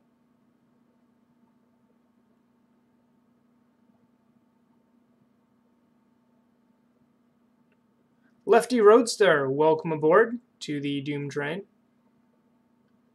Thank you for the thanks for the follow. I think this is a trap. And I want Skoos to live, so I will not block.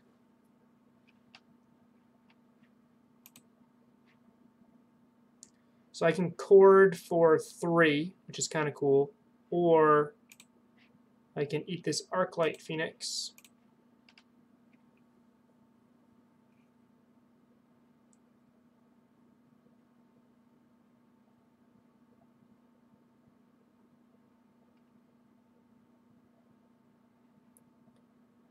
Opponent has 2 cards in hand.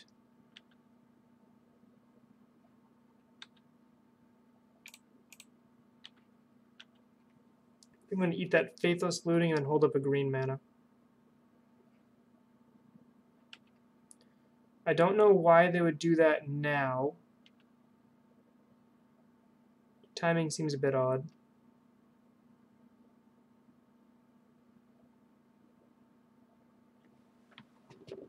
Hey, Lefty Roadster. Yeah, I do have a deck list. Let's see if it works.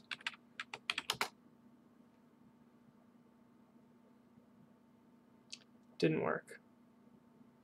Or just, yeah, there we go. Click on that. It's got the full deck list.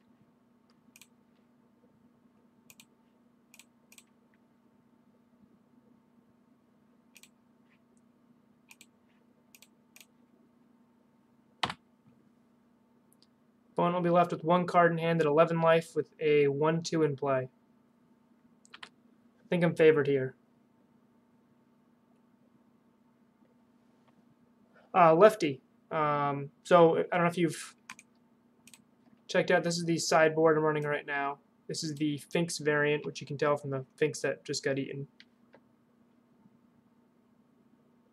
The spiciness we're doing right now is the Plague Crafter, which Garrett said worked out pretty well for him at his IQ.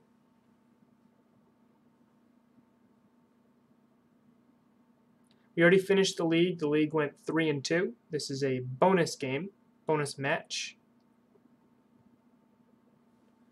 I will be posting it on YouTube,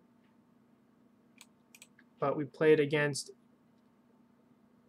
hold on, let me get up, Mono Red Phoenix, Izzet Phoenix, Tron, Enduring Ideal, and Skred Red. We had a lot of weird little interactions, opponents sideboarding incorrectly against us, and it working for them, which is super painful. I can look that up. There's a Redditor who suggested Plague Crafter.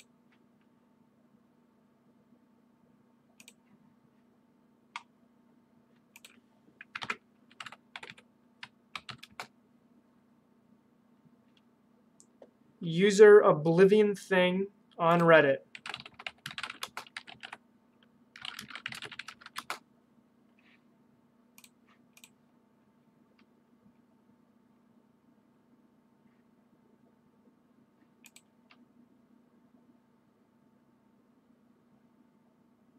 So opponent's shrinking down my Scavenging Ooze, which is a bit of a pain. I can cord for And cord for 2. Nothing in the graveyard I care about. Opponent has 1 card in hand.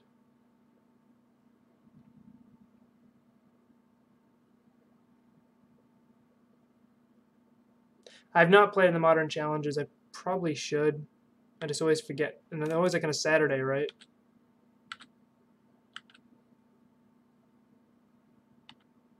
So I can cord for 1 here, which doesn't do much.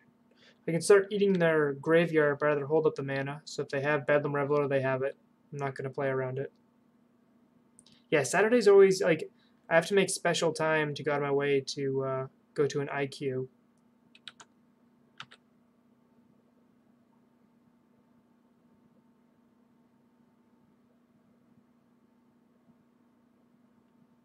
Yeah, absolutely. Post that in the Discord. You're in it, right, Lefty?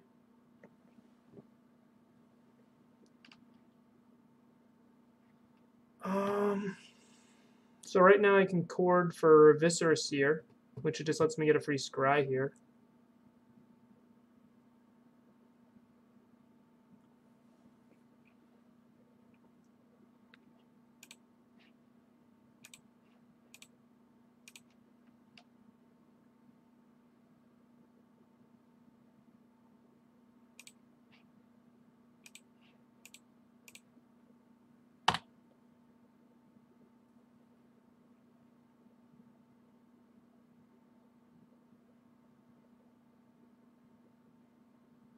No worries, no worries.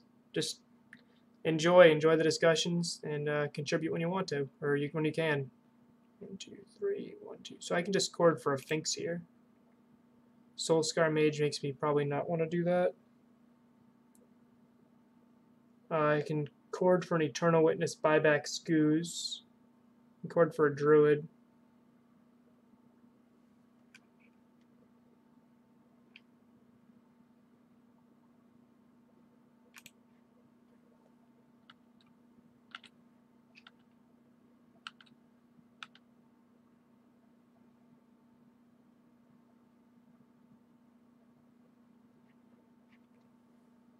Otherwise, the obvious choice would have been to cord for Scavenging Ooze, but it's already there. Sideboard, I'll be able to cord for like a Knight of Autumn here and gain 4 life at instant speed, which is pretty cool. Or cord for an Eidolon and lock my opponent out. Hey, how's it going, Funky?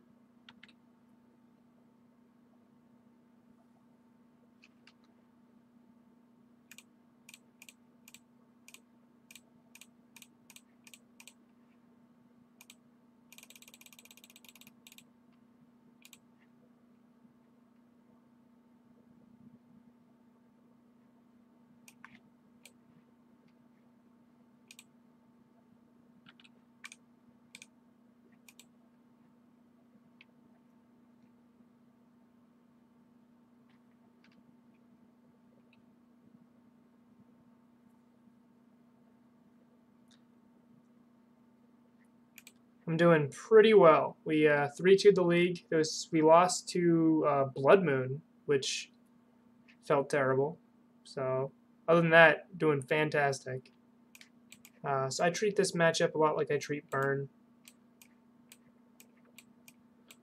And I like the paths, and I take out a lot of the Druid combo, which means less clicking for me, which makes me happy. And I like Eidolon here because it can lock them out.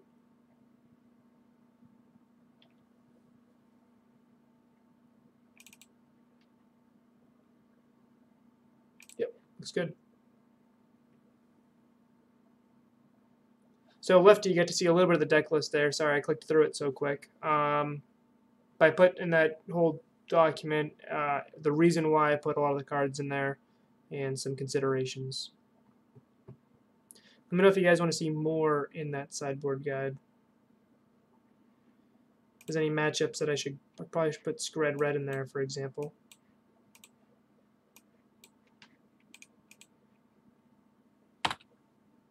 Turn 2 Eidolon or Sin Collector is pretty good in this matchup.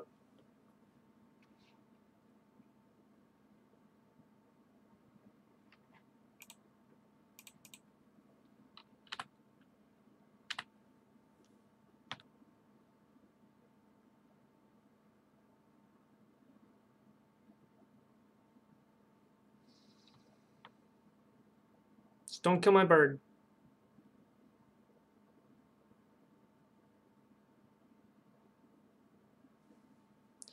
I think this matchup really highlights the difference between, like, Phoenix is not the issue. Mono Red Phoenix is a extremely positive matchup for us. Thing in the Ice is the issue we have. Like, I can take this. This is just burn, right? I'm just playing against burn right now. I will drop a threat here just so I can trade, potentially. Even though this hurts. I'm in a bad spot. Get a fast start. Next turn I get to fetch a basic swamp and play Sin Collector and start ripping their hand a little bit, and then play hopefully Collected Company the turn after that. The reason why I played Vizier here, even though I had a shock to do it, is I'm not going to be playing Vizier. If you project my next 3 turns, hopefully it's Sin Collector. It's basically these 3 cards in my next 3 turns. And this card does not fit in there.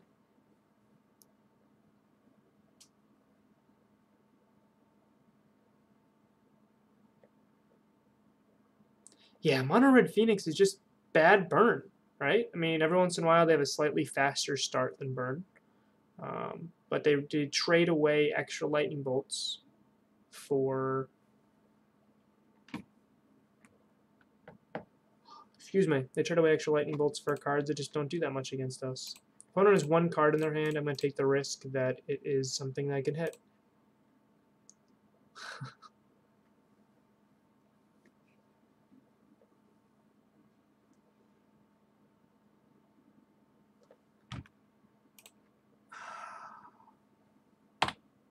Well, Eidolon is not going to get cast.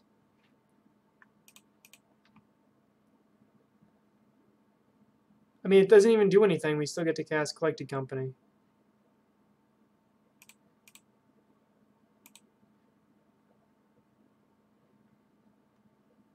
I actually want them to drop Blood Moon.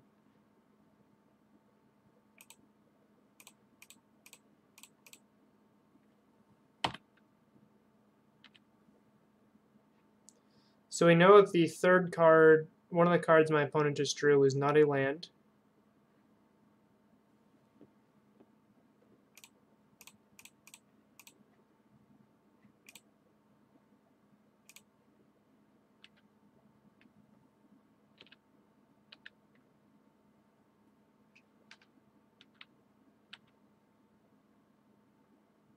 And it also wasn't a burn spell, or else we'd be dead. So it's probably a Faithless Looting.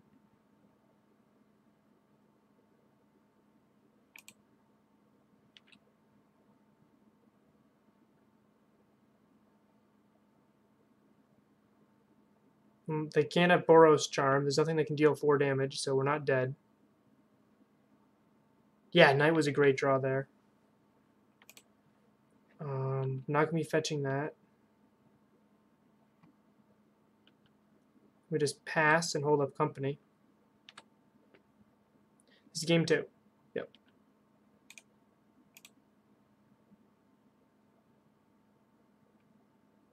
That's how we sided. We sided out the Druid combo. I have 2 Druids left in my deck.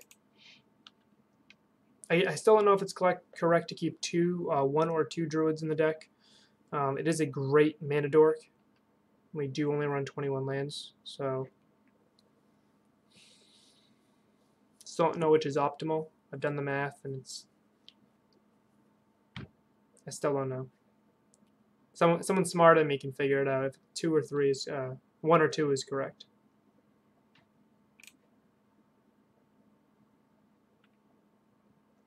So where is everyone from? Like, I'm from Massachusetts. It's a 11:09 p.m.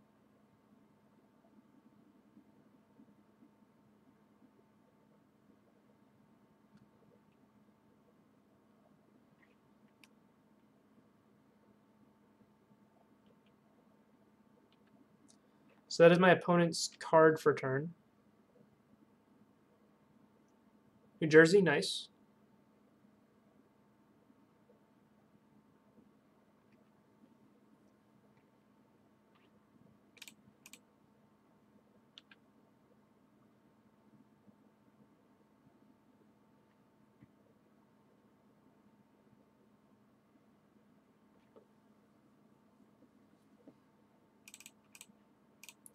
I would normally fetch before casting this, but I do not want to go to 3 life.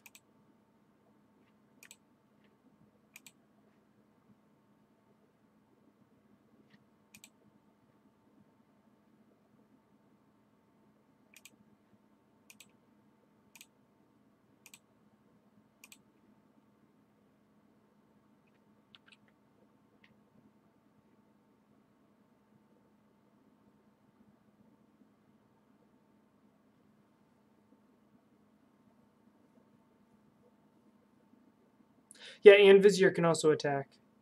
Oh, Texas is pretty cool. Oklahoma State, it's got to be different, right? Texas is a little bit warmer, and then you go to Oklahoma State. Another Texan, nice. -4 is terrible. Would hate that. So what I can do is I can path their Swift Spear. I can swing for 2, 4, 6, 7. And then I can cast Company on their turn. Don't hate that line. That would also put me down to 3 life, though. So I think what I want to do is Sin Collector and check out their hand.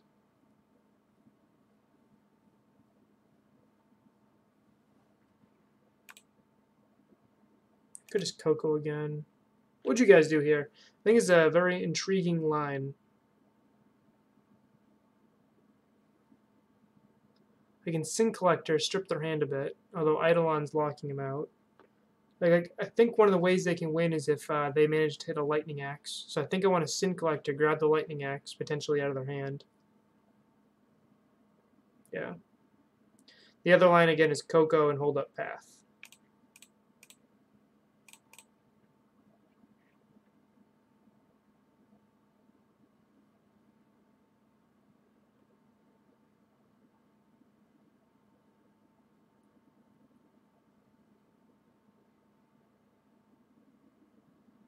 Company's not that risky. I didn't have to fetch to cast it. And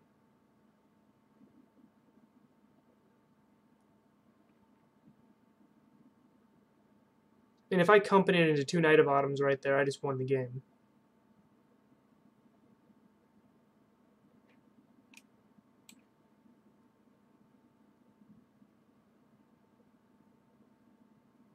Yeah.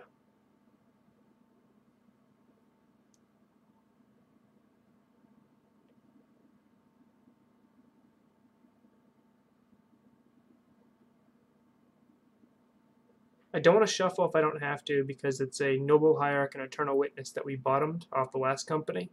And I want to hit Finks or Knight of Autumns off my company, so shuffling that adds 4 more cards that I don't want to hit. Or I could have companied hit a Sin Collector and a Knight of Autumn and just shook my opponent's hand and said, it's like a good game.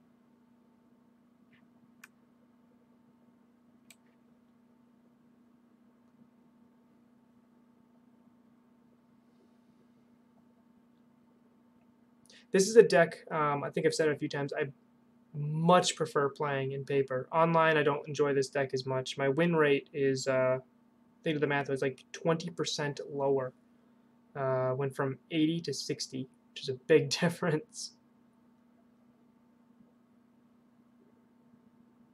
And I'm not talking about just like FNMs, I'm talking about IQs, Invitational at Star City, things like that.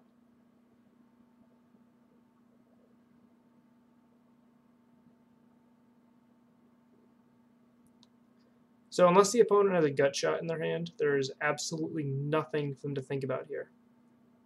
If they have a gut shot, they should probably spend it and decide whether or not they want to gut shot my face or gut shot the knight. And I would gut shot my face if I were my opponent.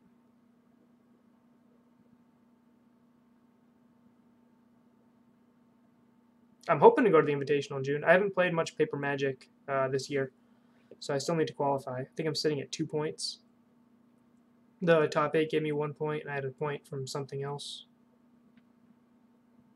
I went in last November, December, whenever that was. Had a ton of fun. Did really well with Modern and stunk so bad with Standard.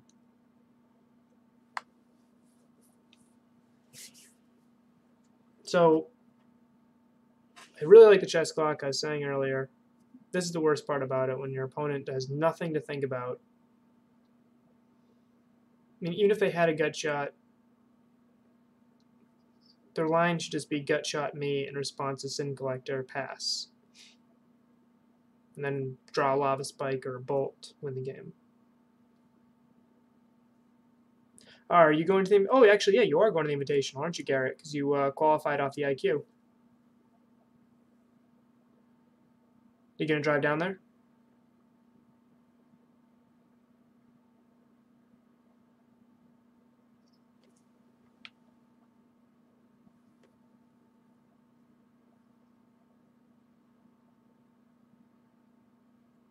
Or fly. Actually, you'd have to fly, huh?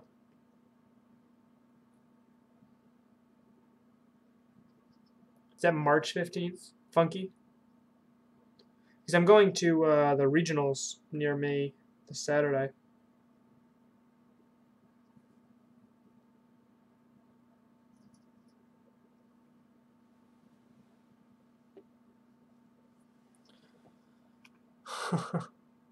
Okay. So opponent was just, I guess, a little salty having that in their hand. All right.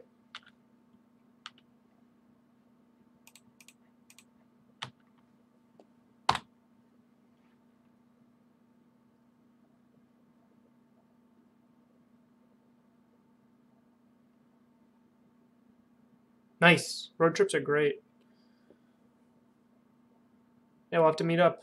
I still have to qualify, but hopefully I will. I need 13 more points.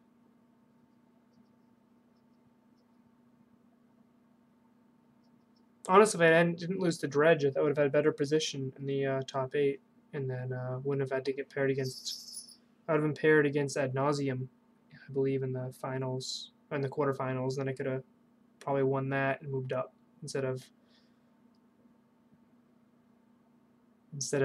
Scales. If I top 8 regionals, yeah, that's not easy. I hope I do it.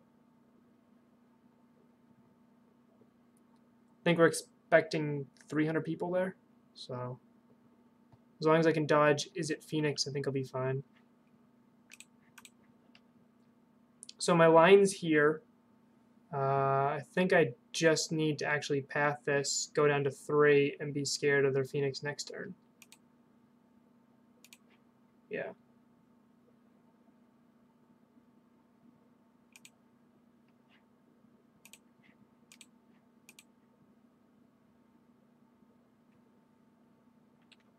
So I need to draw into a life gain spell.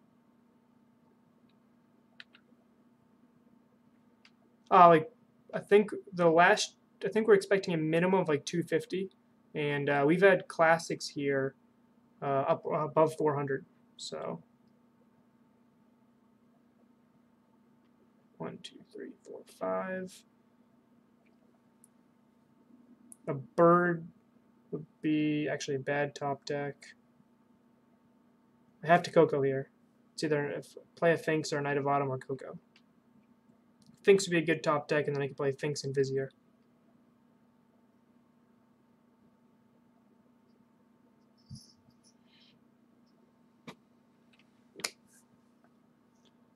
Sorry guys, opponent is just slow playing. They have Arclight Phoenix and 1 unknown card in their hand.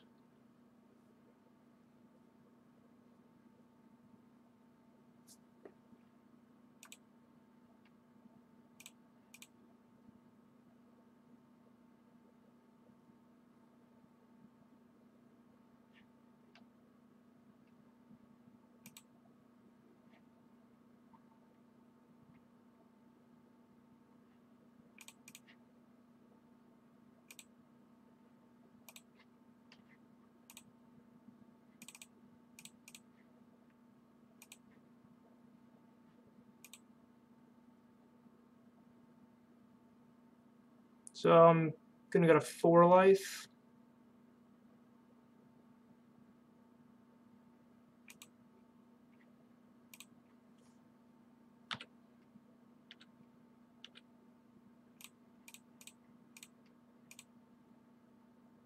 Two, three, four, five. So if the opponent top decks a burn spell, I'm dead. Actually, yep, because I gave him an extra mountain. So a 1 mana burn spell is lethal on my upkeep, or just right now. Good game.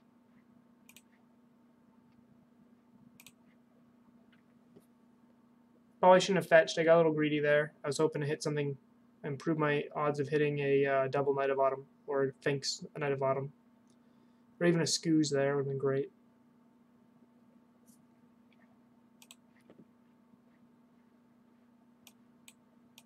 This hand doesn't do anything.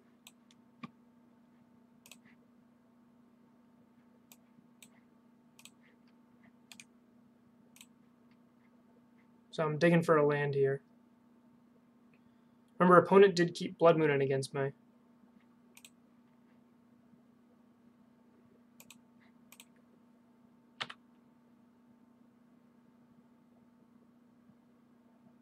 Killing Noble Hire could wreck our day here. Hey, Juggernaut, how's it going? Okay, that's not great.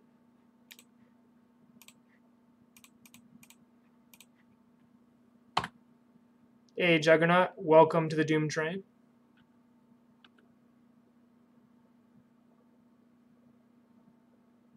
Yeah, we finished the league. This is a bonus queue.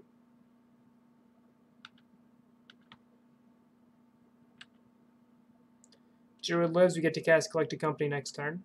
Should be awesome. And looks like Druid lives.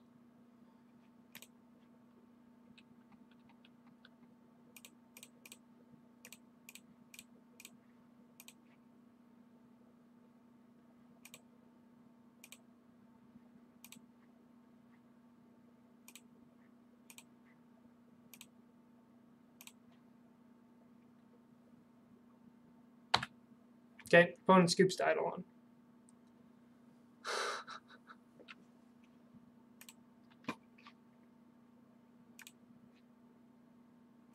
So that was Mono Red Phoenix. We won in 3. And the one loss is pretty close. I arguably should not have fetched just to improve my opponent's odds. I just wasn't ready for gut shot. Man, I'm really pale in the camera right here. So I've just did 5 matches. New list. Sorry, Juggernaut, you just showed up, but I'm actually signing off. I will be streaming again later this week, and I will be putting this entire video up on YouTube.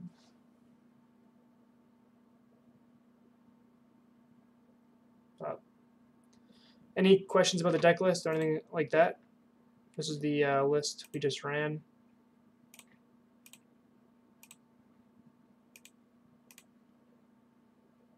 Awesome, awesome. Thanks for the follow. Actually, if I get, I think like 10 more follows, I get to be an affiliate, which is pretty sweet.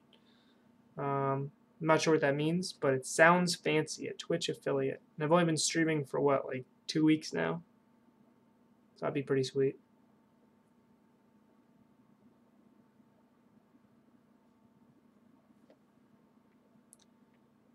Plaguecrafter, I think, is solidifying a slot in the deck.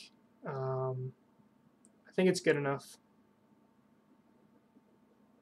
Oh, affiliate means you can get paid. That's cool. I'm okay with that. I've never, other than some prize money, like winning the 10K and stuff like that, and FMMs, I've never actually thought I'd make money in Magic. If I can make $100 a week or something, that'd be sweet. Doing what I'm already doing anyway for free.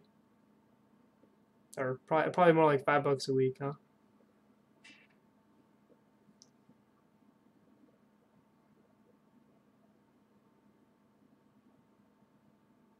And I think to get some subs, I think I would need to have a regular streaming time.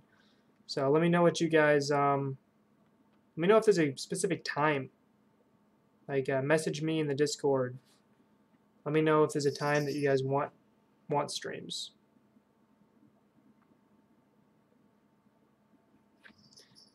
Garrett, what's your MTGO handle, if you don't mind sharing?